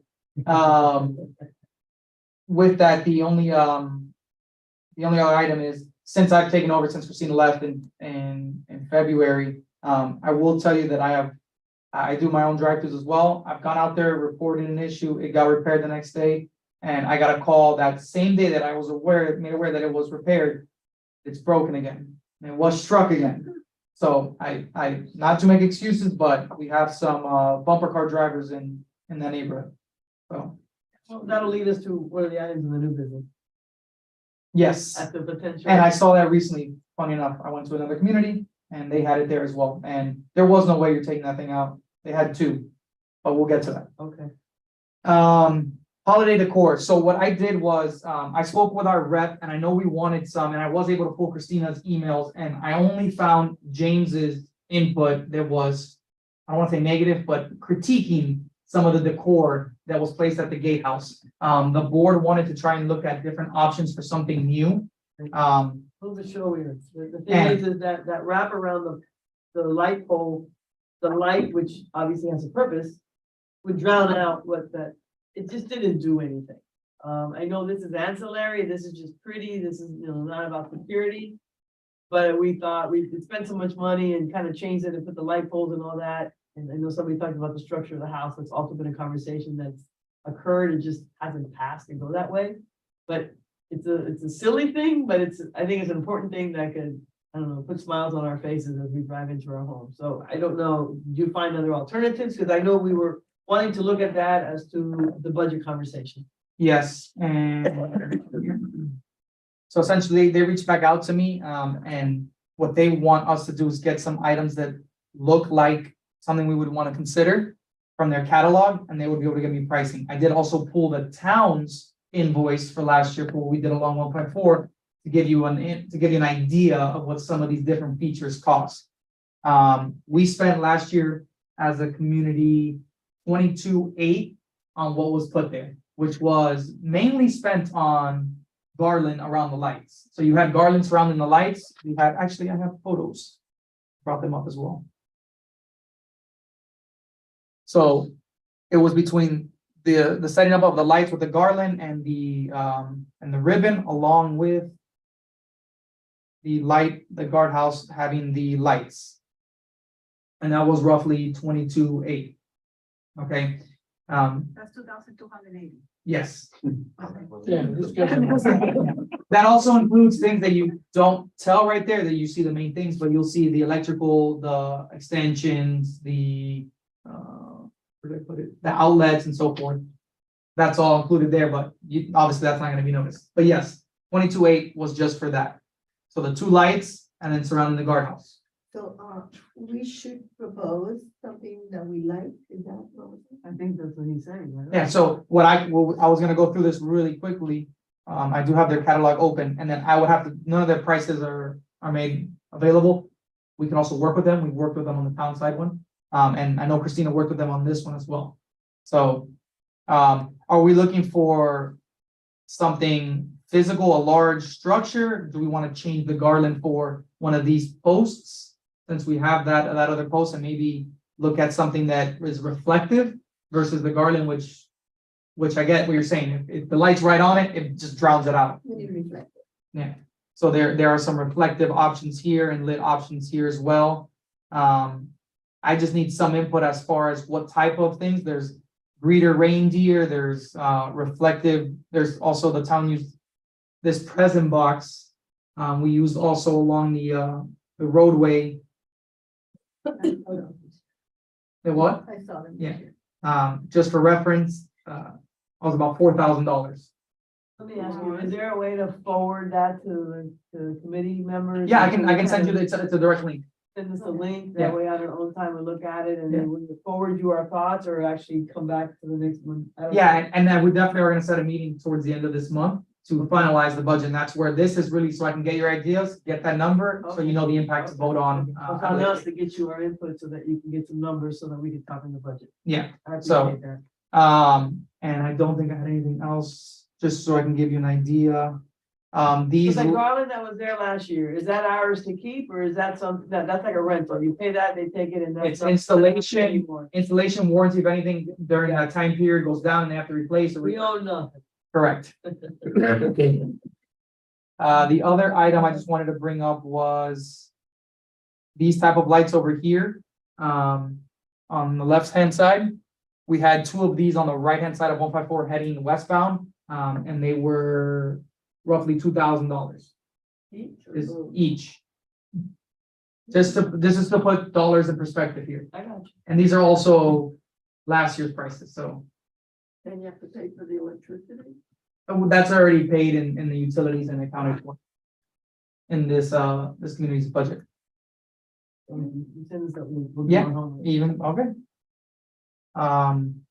And that moves us into survey. So the survey, I'm going to send you the results that we have this far, not too many. I was logged out earlier today by help desk, so I cannot access it right now to show you guys on the Survey Monkey. But I will email that to you guys directly. Was there like 5 responses or 50 responses? No, it was a small number. It wasn't anything, Less than 5? I checked it like the third day that it was out, so at that time I only saw 3. Okay. Okay, Okay, thank you. new business. Budget. So, What do you budget. report? We kind of already have some impacts to this discussion.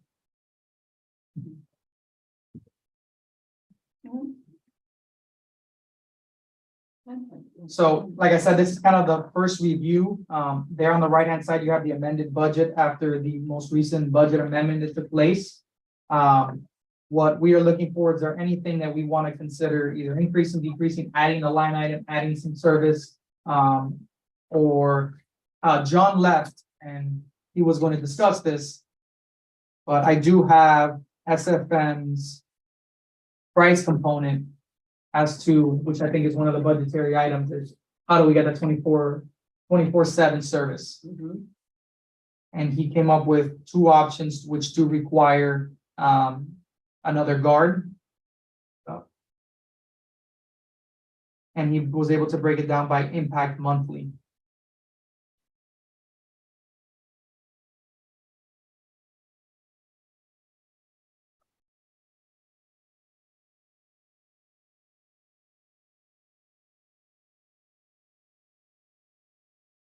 So option 1 was to have the guard roaming with an electric golf cart.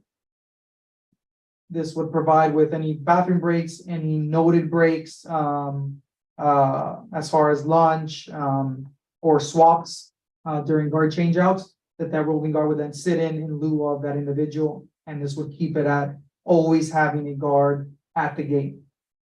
And not with his attention elsewhere. Option 2 is to actually have a marked patrol vehicle. And basically the same, this is all in, by the way, both these prices are all in golf cart with all insurances, all permits, same thing with the vehicle, fuel, insurance, and repairs for the vehicle itself. Option 2 is based on having a dedicated vehicle to section 1. One thing that he didn't want me to be clear was the vehicle rate in the contract is actually $4.36 an hour to have the vehicle.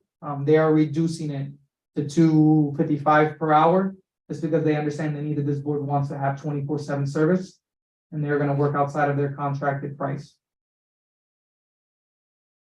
So in English, the one with the golf cart is how much and the one with $766 additional a month, and the one with the marked vehicle? $15.20 a month. When you say a month, you're not talking about per unit. Of the 841 units behind? No, this is just the Oh. total cost that would impact your budget.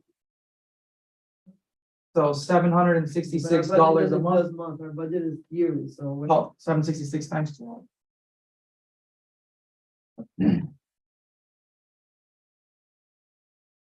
$9,192. 9,200. And right now with one guard, no second guard, no roaming, nothing is how much? Total annual is security guard services, 196.5. Wait, you just said 9192, did you not say that number? Correct. That's the total increase. Oh, that's the increase. Yes. Gotcha. That is the increase. And I'm sorry, repeat that again. How much is the one we have right now? The service. You currently are providing, you're paying 196,514. So to get what I'm gonna call, and I guess, a guarantee of a man in the gate 24/7. Or woman, but yes. Person. You get a security person in the front gate 24/7 with the added benefit that most of the time, there's gonna be somebody roaming behind that gate. It's gonna cost 91, 92 more than what we were doing, right? So it's 196 versus 205. 196. And then the increase would bring you to two. You want to do exact numbers? Let's do exact numbers. 205, 706. But the roaming, if I could, may I ask a question? Not really. Sorry. You can afterwards, I promise. So we're at 205. What does that impact to everybody's yearly? You would divide the increase by, oh, well, then it has to get multiplied by the, You know what I mean? Like, what are we talking about as far as tax credits? no, it's because there's also 8.5% direct cost increases and so forth for management and monitoring.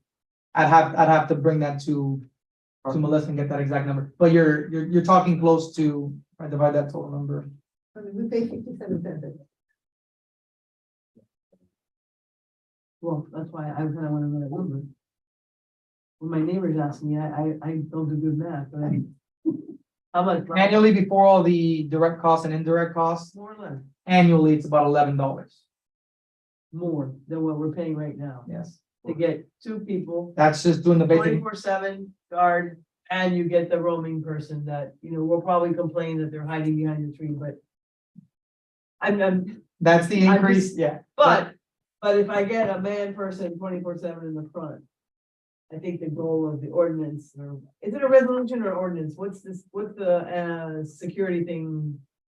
The legal document that created us, It's an ordinance. It whatever, has to be a county ordinance that we then took over. okay, Yeah. so. All right. So as far as, I know this is just a preliminary thing of the budget. So my question is this, considering what you just gave us, and there's gonna be some ancillary costs, but I don't think it's not gonna be another $9,000, I don't No, think. Do you need direction for us today to revise that or have like option A, option B, so that we can see it at whenever we do in fact review budget? yeah, if this is something you want to see reflected in the next proposed budget, yes. And this is going on the heels of, I would prefer clarity, just so we don't get into what we got into earlier with LPRs. Well, but the clarity would be to me is, I'm not inclined to jump to double the price to have a marked vehicle. I see the advantage of a marked vehicle, right? It's a little bit more obvious. I know they have the yellow lights and all that. The golf cart is a little bit, you can hide it. At the same time, the golf cart can get into spaces that the vehicle can't get into. But I'm inclined to say is I'd like to have the budget consider, because for another $9,000, now you got the 24/7 security, and you have an added benefit, like I said, of a roamer that my experience so far, our experience, I think, working with Jonathan, which we're gonna be working with, because there's no consideration of changing our company of FFM, is he's very receptive. He's shown up to every meeting. That didn't happen before. And between him and George, emails don't go long And so, unanswered. yes, and they're very responsive. I'm inclined to say I think it's worth the investment, 100%, to go that way. So if it requires a motion for me to adjust the budget to reflect the increase of the two guards to secure the front to be 24/7 manned, and that second guard is gonna be roaming an electric golf cart, and includes all the licenses and insurances and all the freaking thing for the 9,192. I definitely would motion for that to happen. Now, would you say that we are adopting one or two or three? So it's self-explanatory, or do we need to? having added. I don't understand what you're Okay, saying. are we picking one of these? The things that you were talking about, are they included in one of them? No, right now, what's being reflected is what we have currently. What we have currently right now is we pay 187,762 for the guard, and then there's a holiday cost of an additional 8,000 something, so the total is 196,514, right? Am I reading that correct? Yeah, right. For the, if the cost per month times 12, yes. That's for our current, like, to keep what we're doing right now. Oh, I'm sorry, the 196,514, yes, that's your Yeah, current level of that's what's service, here, right. current level of service. So if we increase our level of service to have 2 guards with the direction that the guard gate is to be manned 24/7 at all times. That means, but not always with 2 guards, just like it says, swap out when one goes to the bathroom or one goes to lunch or whatever. And the other one's to be roaming in the golf cart that I understood from you, Jeremy, is all included. We're not paying extra for the golf cart. There's no other expense we gotta do. We don't have to buy a golf cart. We don't have to fix a golf cart. That's why I wanted to make sure that John was here for this, but that was what it was explained to me, and that's what is here. Okay. And I can confirm that obviously, if there is any changes, I'll let you guys know as soon as I speak to John on this, but right now, yes, that is my understanding, and that's what numbers I'm already kind of getting that I can move forward with. I stand by my motion. I don't know if we had a second or not. I don't know if you're. That's what I was asking. My understanding That's what you're from, my mentor Jeremy is I am motioning to adjust the budget for next year to include a level of service in addition to what we currently have, that would be 2 guards, right? With a roaming golf cart, with the goal of having a manned gate 24/7. Staff, yeah. A staff, yeah, manned gate 24/7. And what's being represented to us is the cost of approximately 91.92 a year. When you had your numbers, did you include the guard? That's what I'm reviewing now. You sure? How much are they paying? Yeah. I think those are bifurcated. Significantly. Yeah, that's bifurcated. Yeah. Let me see if I can get John to answer real quick to clear this up. Dressing me up and then you drop me. Yeah, So it would be that's why I discretionary had discussed with him to and talk this over. I dressed for the prom and then you didn't show up. Yeah, you may be dropped. So you can say it's stationary guard and then roaming. Let me see here. Same thing we have, but one more guy. Oh, another 24/7.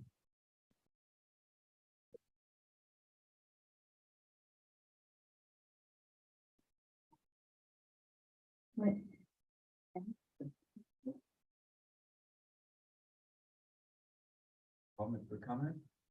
We can informally listen to your comments. We're having this very long meeting. Go ahead. I was a secretary, I was. Okay, so, it seems like you might be going for the golf cart because it's least expensive. But if a person is going to be in there, and I don't know how many hours at a time the person has to be in there in this heat, and with the weather coming of, the rainy season, and today we're supposed to be getting hail. Is that feasible to have would you yourself want to be in a golf cart? No, not me. Getting rained on is different direction. But we will, I'm just gonna consider the meeting has been paused, so that way I'm beginning, and then we can go back also to you. I don't know, I guess they can answer that question because that, or, HOA have that service. Oh, they do. After having, yeah, yeah, Oh, the okay. Royal Oaks have a roaming. Loch Lomond has it. And Royal Oaks, I don't see you. And Loch Lomond. Or, We've heard that as testimonies here. well, I tell you, there are roaming golf carts without license plates. Well, everybody has a golf cart now, everybody drove their kids at school in the golf cart now, it's driving to. What about the pay of the second? For what? The pay of the Yeah, second? that's what we're trying to clarify, whether it's that number that we have or no No. more.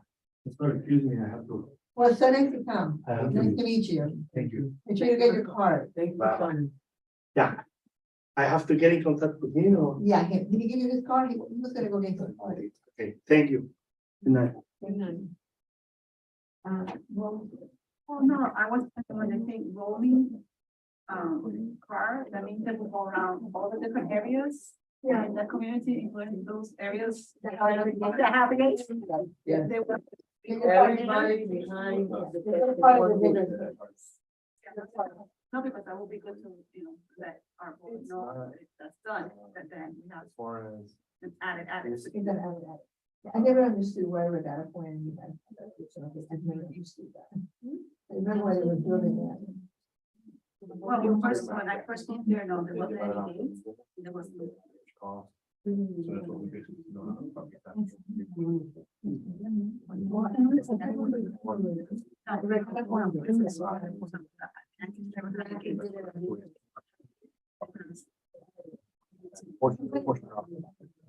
Yeah. Speaking for. You know what, it's.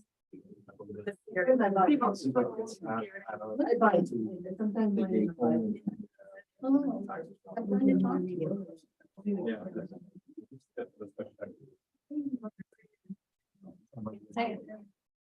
More cards here for anybody who's out there. So, yes. That is not including guards hourly, and the reason for the miscom there was I had requested it for it to be all-in pricing, so. That's why I was already understanding, and John said, no, this is not the all-in pricing. We never got to putting that on paper. So. 168 hours a week times 2210 is what is the difference there. Which would then bring you to.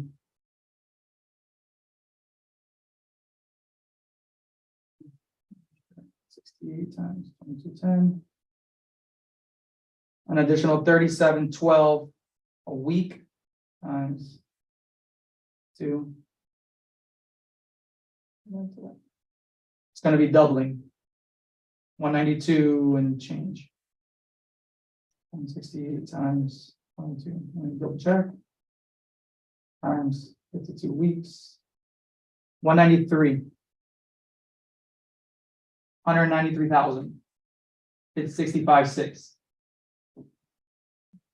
That's, yeah, that was a good catch, because between what I would discuss and what he put on paper here is different. And that's what- 193.6. 5. 193,065.60 Okay, we can drop this in. And that's just the guard. Plus the 9,192. Plus the 196. Right. Yes, For the current. I knew it was too good to be true. No, That's no, what I I'm thought asking. you were having that. 204. plus the 196. 514. Yeah, you would go to 398, 77.1. And what's that look like for the? Let's run that, so we have a 400. It's a little under double, so it's 22 instead of 11 a year. No, No way, no, no really? way. They did it on 9,000. Yeah. Yeah. How much Yeah. is that? So we're paying currently for the security 50 something a day? It's under $1. You're I right. think it- So this increases it to $1 a day, basically? It would, I'm trying to look at how that Yeah, impacts every Yeah, individual we're paying owner. 200, but what is the average? pay per house? no, the assessment is 340.98. Right now it's 340. Yeah, that should be like that, like 155. But you're paying now. I just don't know how this, what's the impact per homeowner? It's going to be roughly not adding the direct and indirect. You're adding.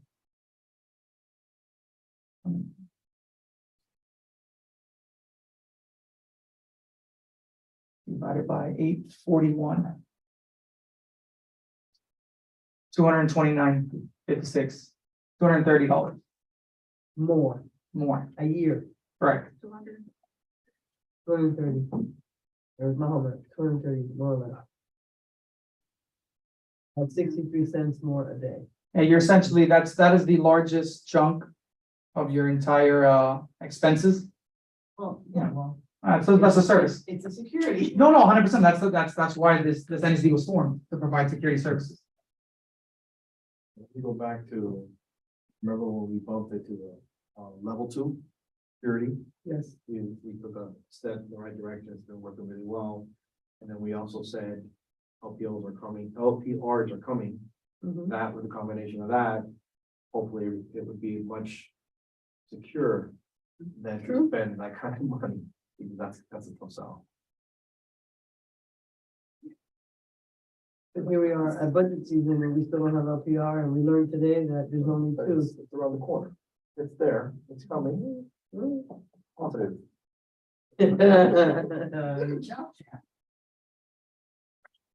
Feel it. Security guard is how much in a year, the additional security guard? I'm still gonna motion it. It may fail, but I'm gonna motion it. At least it'll be my effort to say is I would still give the direction to bump up the service to allow for 2 men, for the security guard to have 24/7 the gate, which requires 2 men. And the benefit would be there'll be a golf cart, so the other one's roaming during the times that they're not needed. With an approximate cost that we know is gonna increase it to about another additional, seems like an additional 193,650 plus another 9192. Plus the existing cost probably at 398, let's say 399, $3,999,000 a year. I'm still gonna motion for that direction. Anybody second? And for point of clarity to all individuals here, that doesn't mean this is going to be it moving forward. This is just what I will bring back for final approval by the board before it then goes to council. I second the motion, but I'm gonna need better numbers for the motion. Didn't get it. Yeah, no, I didn't follow. She just wants The it existing is on the thing, the existing is 196, 514. 514. She wants to increase it by 203 was the number, I don't know, it was an increase of 193,650 for the other guard, plus the 91. plus another 9192, I guess probably for the golf cart expenses. Mhm. That in addition to our current expense gets us to 398,770. Good catch. The phone call. So she's Not much to seconded, add. so discussion, I'll just do the discussion and I'll just go back to the purpose why we even have this committee, the purpose why this ordinance exists. Is for security guard services. At a manned gate to deter, right? People coming in and out, there's no perfect world. People can walk into our community, it's a public road. But when you see a house and you see a guard, if you're not familiar with the community, I remember before I lived back there, I never went in because in my head I was like, how do I get in? I don't know anybody I'm visiting, you've got to know a little bit more info. I just think at the end of the day is, I want to know that if I hear a noise in the middle of the night, it might just be a tree branch, if you know what I'm saying. So I think it just increases the security behind. At the same time, I think it increases the property values because of the security. But anyways, that's my motion and I would support that. I ask for your opinion, since you are the professional in security. I actually feel what Ellen is saying with regards to feeling safe and secure, right? So 25 years ago, when I started patrolling this area, I saw how safe it was. Just literally, when that particular gate on Common Way where you have to make that left turn before they divided it, right, which is actually a good engineering thing. The reason I'm here as a resident, 20-something years, is because I patrolled. And then I saw how safe and how great the residents were, the HOA, the night planning that was done in 1960 by the Graham Company, et cetera. I'm gonna go out on a ledge here, and this is my professional opinion. Miami Lakes is the safest community in Dade County with the toughest code enforcement.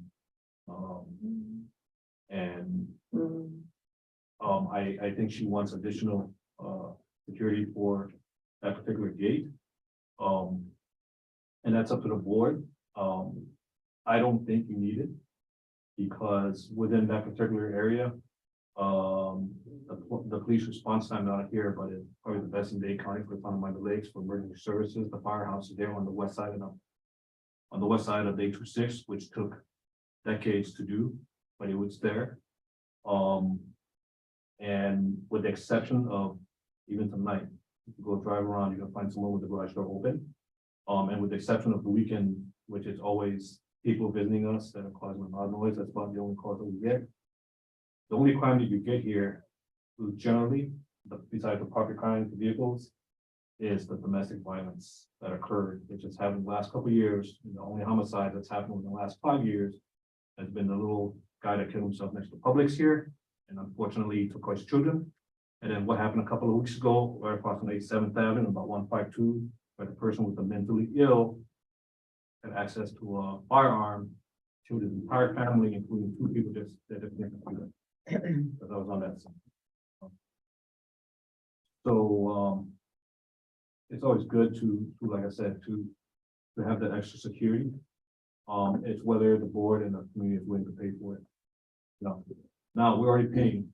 We have the best police department, which is what I work for, and the best town police. With probably one of the best response times from wind services. So that would be my opinion, and then everybody can vote accordingly. I don't know that that was specific to our area. I mean, I know those, all those.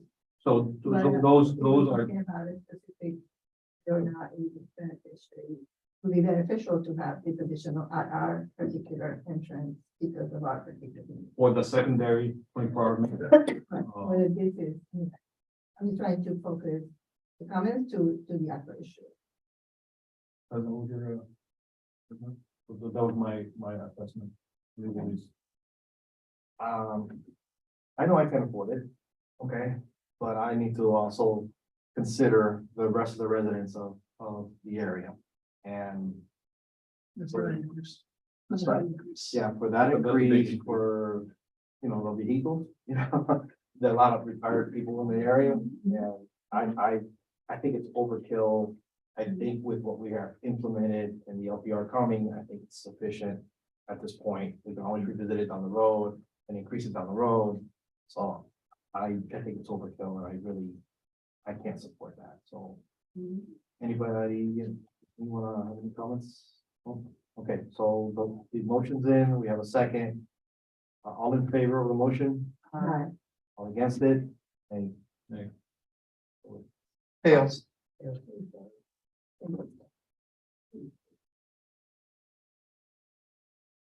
I have a question. Is there a way to propose? I'm gonna call it incremental budget increase with the goal of accumulating, Funding it yes, funding it over, for example, a little bit this year, a little bit next year. You know what I mean? Obviously by vote. But by resolution, you're only required to maintain a minimum in your reserve. There's no maximum to be maintained in your reserve. We can go CPI. You could also go the cost per index. But you can always slowly accumulate. my thought is, for example, when we were talking about a cost of 9,000, I'm gonna round it to 10. It seemed like the committee was, let's go. So my head is, can we increase our reserve by 10,000, which increases the expenses a little bit, which we can use for anything, but in my head, it's like, how do we get there slowly, where the hit isn't so hard? You can, as an advisory board, and that's what I'm gonna lean on, you can advise that you guys want to do this long-term, the decision lies elsewhere. I got you. You can build it, though. You can definitely build a plan and set precedents that this board wants to. The CPI is not a bad idea. 3% increase every year on the total bottom line. And that way you start to accumulate that increase and you can store it in reserves and so forth. No, but you know what 3% looks like? No, I just threw a number because all of our CPIs on contracts that we maintain only allow for 3%. We spent about $7. Yeah. So I mean, I won't be here by the time we get. I was just throwing a number out there from the CPIs that we use on our contract. With that information, I'm gonna, same topic, I would still gonna motion, I'm gonna say increase the reserves. See if I can say this right, if I increase the reserve, let's say by $10,000 this year. I guess it's available for the board to use in anything, but I mean, right now, my conversation would be to slowly increment so that we can in fact get a 24/7 manned gate guard in our community.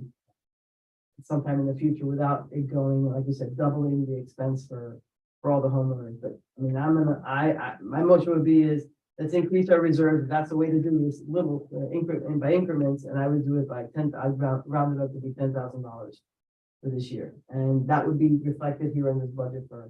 For the next year. consideration, yeah.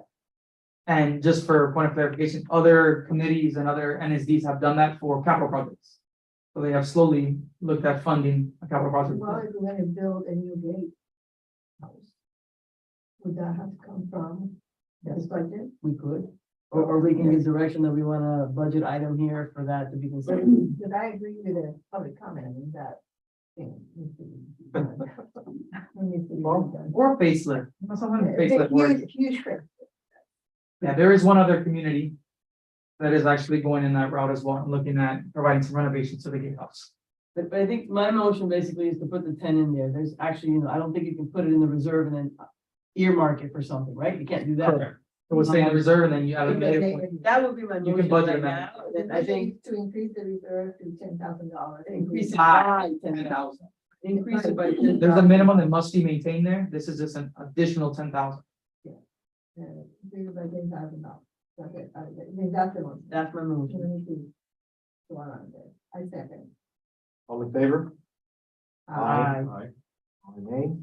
Yes, sorry. Okay. Motion passes.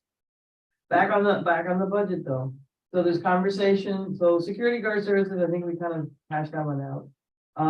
The holiday decor thing, right? With the little direction that you give, I seems like whatever's budgeted is gonna be shy of doing anything significant. Yeah, last year- Look at the inspiration. Yeah, last year, that came from just the savings of other line items that we were able to. Is that something I should motion to pull that up, or is that something we wait to get feedback from the actual like ideas that we propose to you?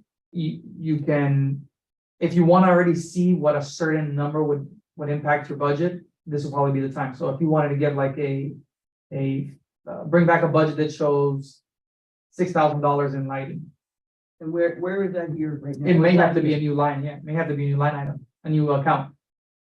New expense account, which you I don't have a flex. motion to add the holiday cost of about $6,000 in the next budget to see what it looks like. That's my motion. I You're cannot, gonna hate me when you do I the. might forget, I don't know, can I put the two motions together? No, And that be an amendment? or something? No. no. Okay. And hit enter every other line, enter. Next one. Anybody enter. second? Do you have a second? I second, and like Christmas, All in favor? Aye. and this is to, I forgot. Just Christmas decor. Christmas decor line item with a approximate budget of $6,000. Let them show it, let's see what it looks like.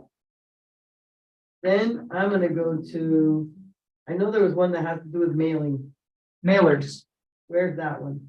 just above. Where did it go? Is it printing and binding? No. Freight and postage. Freight and postage. I don't see it, sorry. It's at the top. It's actually above utility service and electricity. It's in the middle, actually. Or it's, yeah, but it's the top of the operating cost. Oh, freight and postage. Yeah. So it's approximately, it's shy of $1,000. My understanding is that's that survey thing that, are we obligated to do that? We need to at least have one a year minimum. Okay, and Because we what- need to do and What do the, we have here? it's budgeted for 5 at 58 cents. I don't have the comments next to it. Postage has gone up, just so we're clear. It's at Yeah. 50 cents now. I know, but I think. But we that have it was- at 5 mail outs.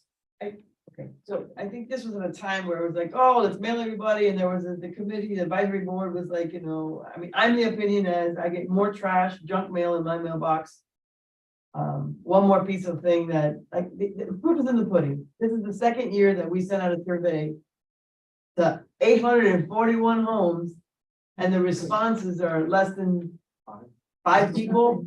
That's a waste of money that we're doing. So I would motion to reduce the freight and postage thing and maybe just put 2 mail out just to cover us, or even put 1 because we got money in reserves in the event something astronomical happens and we got to do that. I'm gonna say that minimum 1 that we're required, I would reduce that because that's gonna give us money to play with other incidentals. Okay. That's my motion. I second it. All in favor? Aye. Motion passes.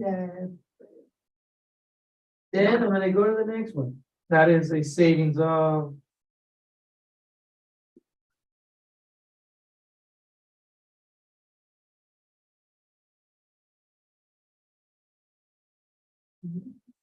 Savings of about, what's the budgeted amount?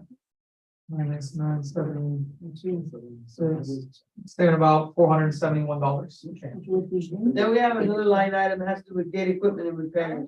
That's the line item we've been talking about, is to getting a contract where we get 24-hour service out there, not waiting for whatever. Yeah, it's preemptive service, including set fixed pricing, hopefully locally is a better, cheaper price when you put it out somewhere here versus the national contract that we have. So, I mean, and I know you don't know the answer because you're getting the bids and stuff like that. Are we safe to keep it where we are, or should we? Last Should we year, contemplate, this is to get the 24/7, which I haven't heard one person in any of our meetings or in my neighborhood say, we're okay with not repairing those, why don't you take longer to repair it? So my question is that something we should anticipate to be a higher expense? Same expense? most likely should be higher. You've spent already looking at past years here, 60, you spent at the mark, 6,500, and we've overspent last year at 9,320. So then, And we have a significant amount of fixed breaks this past, I can tell you my time now, just since the end of February month. the thing is I'm not sure how much to increase. I just want to see, when we come back, to see this with realistic numbers and not like come back and say, oh, well, now the repair contract. I can tell you at a minimum, I mean, the bid might be out of our budget, but we'd have to take a look at that. That might be feasible, that it's just too much of a number. But if you look at actuals, a number closer to 10,000 might be more realistic, looking at last year. Because you're looking at actuals at 93 last year. Correct. I'm gonna motion, change that line item to 10,000, the one about, gate equipment and repairs. From 6500? Yeah, to 10,000, which is a lot closer to our realistic expense. Anybody second? I second it. All in favor? Aye. Aye. Again?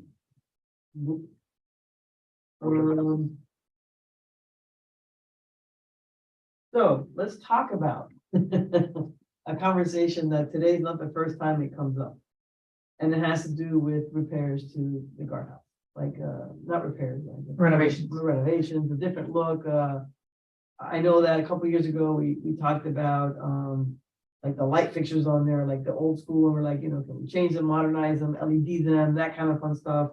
But we never went anywhere with that. And then I think the conversation has been more structured. We had a broken window not too long ago. I think we also talked about the placement of the door currently is the guard has to come out, does it make more sense to do a door where they can like more on the side instead of at the end? There was conversation. I don't know much about architecture and best thing, but do we have anything in this budget that allows us to do any kind of those renovations? And do you have any experience, for example, in other other communities that are ongoing? We're midway. Either they already did or in the process of, do you have a ballpark of what we're They're in looking the at? process and they're close, it was somewhere between 47 and 55,000. Per district, so and they have 2 guardhouses in each district. Okay, so you're talking about $50,000, more or less. Or closer to 30 for one guardhouse. It also depends on just a lot of it's electrical, so it depends how old. But are you talking about, are they like tearing down what they have and building again, or? Drop ceilings, full electrical swap out, flooring change, the shelf change, all fixture changes, fixture LED.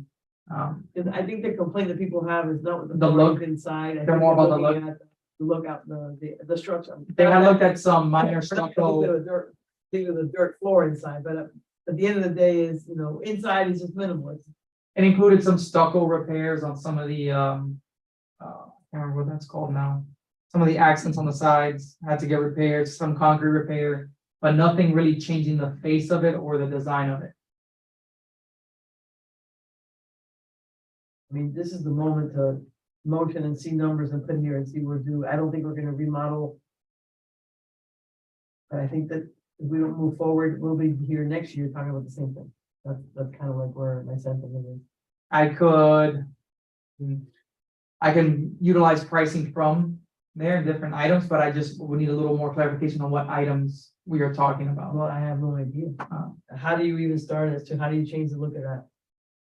That's what I'm getting at. Are we talking architecturally, or are we talking paint, palette change? Are we I don't talking think it's, we talk. new roof, different tile roof? It's the look. The complaint every people has, it used to be the color. And then we repainted it and there was a broken window and we, you know, We saw that. but I don't think people are not complaining about the color. I think they're talking about the look. And I know today we had, one gentleman come in, but he's not the first one that comes in and starts talking about that. I think Maribel, you were a champion to. She just said out, so I got a feeling there's some emotion behind that. Why don't you parade this motion? Is Helen Cost has been the motion or today? No, let's go. No, Maribel, take it over. Yeah, and that's architectural, so that's something that I have. Conversation, yeah, on it, so. So it's not about money, it's not a money number that we put in there, so do we put it on the budget or is that a different item?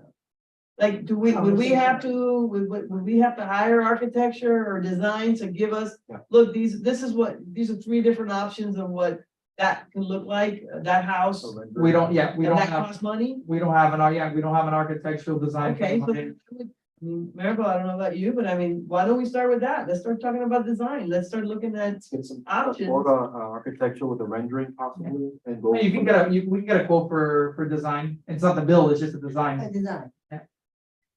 Yeah, the bill, then we'll have to come back. How much? That's not my forte. I know, but if I'm gonna motion and add a line item to it. I can take a look at it and come back with whatever it is and it as a standalone, separate, like an Okay. option. You can add this into the budget. Okay. I don't have the motion then? I take that direction? I'm good with that. So it's, Maribel's like, great, I don't have to write it. I would definitely get a ballpark as to what it takes to get architectural renderings and like, we don't know what we want. We kind of want somebody to come and go. Yeah, we're gonna do that, somebody that does that and tell us what it should. Yeah, because I think that at that point, it's just like the landscape. When we changed the landscape, I remember it took us forever because we all took those drawings. We took it back to our and there was like 3 options for. homeowners. Then we all came back as representative of the HOAs and we all said, everybody like this one and this one and then. So we don't need to talk about it here? Okay. That's I coming back. have nothing else I want to talk about. Nothing? Probably, but I don't I'm glad that we remember. have to write this opportunity for you. Okay? Well, Do we need to make a motion? This is good, so. there No, should I haven't. Is there a motion? I have all those items, they're reflected in the minutes, the last one is just really a standalone option, it's not so much directing me. I'll get you that and you guys can play with it at the next meeting, do you wanna input it into the numbers or not, The what? the design? Oh, Yeah. okay. Okay, what we got? Crime report? So on the crime report, as mentioned, you guys should be getting those, I'm gonna work with the LT, and we're gonna, kinda like I talked about what we did for the lake districts, I'm going to tailor it for the service district. So I will be working directly with LT and getting a report. Now, the only thing was we had started this process, I haven't spoken to him since, but we were adjusting it, not to just be the district. If you guys wanted to be aware of Well, the we said area. that we didn't mind having adjacent Oh. HOA's reports, I mean, it was gonna be. so Regional. targeted. It would be kind of regional So we almost. didn't mind knowing what's going on around. Yeah, I would definitely want to know what everything's going on, but I Yeah. definitely want to know what's going on behind our gate. Are you gonna be emailing this so we can have it for our Yes. HOA meeting? Yes, So and I would send it to the board, I was gonna say, as advisory committee board members, we would get that. report. correct. Okay. And then as for the most part, most of you being either chairs and or Right. officers in your HOA, you would then disperse it. Disseminate that way. Okay. And then, like I mentioned earlier, you guys, every resident is free to go to any of the previous council meetings and you can get the entire crime report from the major himself throughout the town. Okay. When is that gonna be implemented? I have to wait for LT to get back and talk to them. Okay. But it was simple because he had already started pulling the data, but I just want to make sure that I get it from him. Next item, speed bumps. Roughly $1,100 a speed bump. Which one? Yeah, and then to that extent, discretionary, they may or may not be, warranted by the, let's see how I phrase this, by right-of-way needs. However, by needs of these guard gates being broken often, I can see how, recently visiting another gatehouse, they had one before you got your ID taken, and then one before the gate. So you're slowing down before you even access the gatehouse, and be another one before you even cross over the guard gate. And that price is, I'm gonna call them, I don't know, just bear with me. So like the plastic kind that's screwed on, or like the cement kind that's. Not cement, not So it's engineered. like the one that you can actually put on and replace. Yes. Okay. It's the larger rubber ones. Per lane, Those don't work. No, it's one. They don't work. People don't slow down. They go right over them. Are there anywhere, is there a current place in Miami Lakes that has the bump you're talking about at $1,100 a bump? Yes, I can get that from Public Works and tell you the exact location. I don't know it off the top of my head, but that is the number from Public Works. What's on 8452, Dundee Lane? And we've got, they just put them on, I have to see. If, are they non-concrete? they're not concrete. They're not. Because we just. And the talked recent, about it with I somebody. would confirm, but I want to say that's what Public Works had just, brought to us. And that's the pricing. Entrance has the non-concrete one, and inside we have concrete ones. I also So if you believe wanna look at that. on Northwest 79th Avenue behind Bob Graham Elementary School, towards the back, you have to pass the guardrails. Cause it's a long, yeah, that's a rubber one, right? Right. Yeah, They don't work. before the dead end. Go through that all the time and I slow down. Yeah, I slow down also, but the people behind me, I'm waiting to get rammed in the back because they do not slow down. I almost got rammed in. I mean, Yeah, that's it's like- what is the necessity for people that don't really need a pickup truck to have pickup trucks in this town. I think it's a man thing. I don't know. Well, men- they- Gender. I gotta go get my keys. I'm so wild. And they just think they own the right. I mean, and in our case, I mean, these people just go. For purposes of the speed bumps, do we have an idea of where we want it, every single lane? Well, this is my question.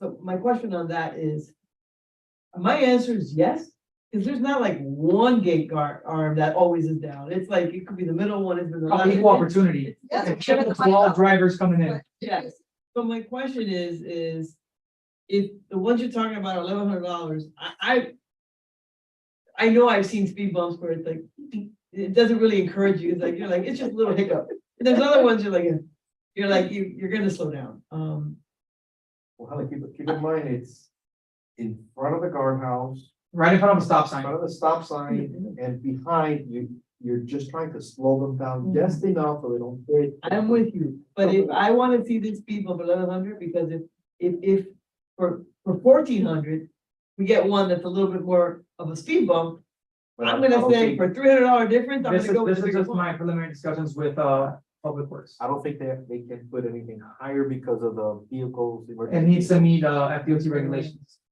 That's why- Well, I don't wanna make a special speed bump for us, but I mean, I don't know if there's a difference, but if you can tell me where it is, I wanna go over that bump. Yeah. 79th Avenue, go past the elementary school, the elementary school behind the Winn-Dixie, Yes, you could 79 take. Yes, it take that straight away. That's the issue they had. Half the With guardhouse. recently. down the road. There's a guardhouse in the back.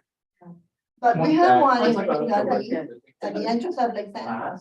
That's Oh, what wait. I'm talking about. No, On Dundee. oh, 79. One in Alabama Avenue. Right, so they're typically They placed, have- there's certain requirements, and that's what I was getting to. If it's a long straightaway, Yeah. they incur the highest speeds. So So you're there's saying traffic that studies that usually. People still. This bump is the one that's on 79?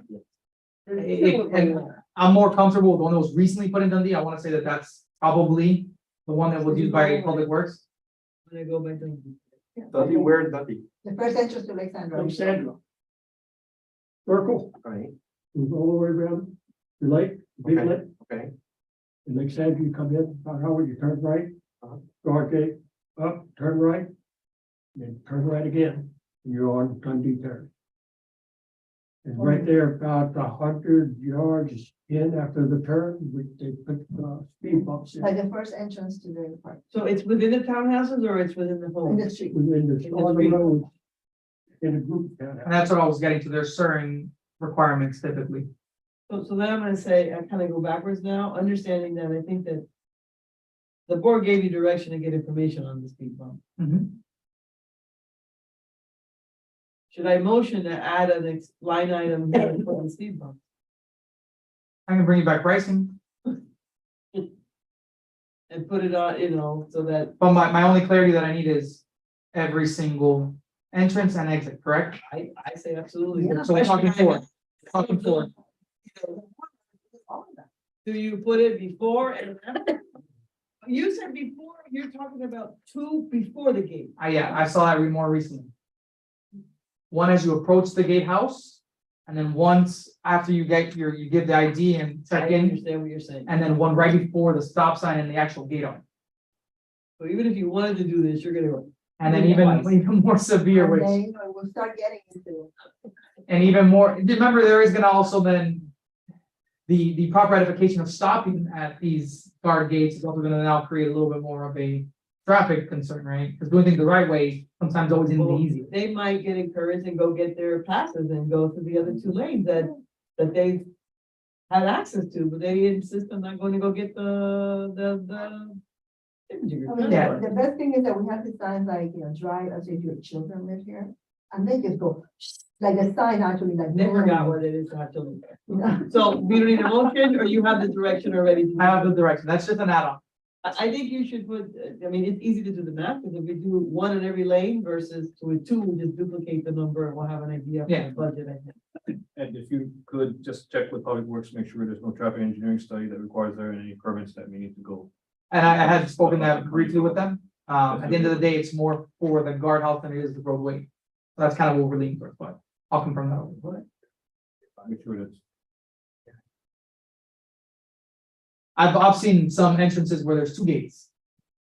There's one to let you in, and you stop, it closes, and then another one opens. Yeah, that's extreme. Okay. Motion Why are you getting me? to adjourn? But we need to, we need to get the introduction by any member, Absolutely. and then. Oh, it's mine. Just introduce yourself, like on walks on the beach. and all that. Hopefully I will, my goal is to be a board member, very similar to Helen, so you're my Inspiration. my inspiration. What do you Helen. mean soon to be? I thought you are, but isn't he a He comedian? is, he's very, yeah, he's been appointed. On several boards, this is one of the most significant amount of work that you guys have been coming today, was a lot. So, we have all these voices and boarding members already, it's great. And actually, the discussion that we have here is meaningful, you know, and we don't take it personally, we all have, you know, we all really all have the same goal, which is to have a great community, which is already, my personal opinion, the best community in Dade County. And I work with the code enforcement in Coral Gables, Aventura, Pinecrest, you name it, all these high-end, there's reasons why I bought here in Miami Lakes. And there's a reason why several federal agents live in our community inside our gates, which I will not let you know who they are. Including EPA and federal judges as well. We want to make sure that all our money is going in the right place and that it's done correctly. And then, I just have to be here, talk my, you know, I don't want to say expertise, but my knowledge, so that the board and the community can use it. So when I hear people like Helen, that he cares, it did make me encouraged. You guys here, please come more often. And then, that's why, and my name is Packy Janik, by the way. So, Packy. And thank you for having me on the board. Yes, Packy, you can call me Pack, please, call me Pack. I look forward to being here and for helping. Thank you. Yeah, thank you for joining. And- CHANG AACH. Oh, you're gonna have a lot happening, man. I'll send you the updated roster. Yeah, there you go. Well, And then, through the chair as well, just, update, we have hired a new special projects manager. Started earlier this week. It will probably be phased in, as of the next meeting for you guys. So we're losing you? No, I still will be here to make sure the transition is smooth and there's nothing else that drops through, especially with budget cycle coming up. I always be part of budget cycle. Melissa, our budget officer, should be at the next meeting as well. We'll also have her here. And there's any questions on to the penny, that's what we bring her for. Who's the person that's coming in? John Paul Yanis, he comes to us, he's actually finishing up his master's of business administration. He has worked for City of Coral Gables and he's also worked for the private sector for banking and or as a behavioral technician. So great customer service and understands people. And he's good so far. He's only been here 2 days, but so far he's a good fit with our team. So we look forward to bringing him with you guys to help you guys out. Thank you. Okay, but with that, I make a motion to adjourn the meeting. We have a second? Second. All in favor? Chair. Aye. We're done. Oh, Good meeting. sure. Everybody.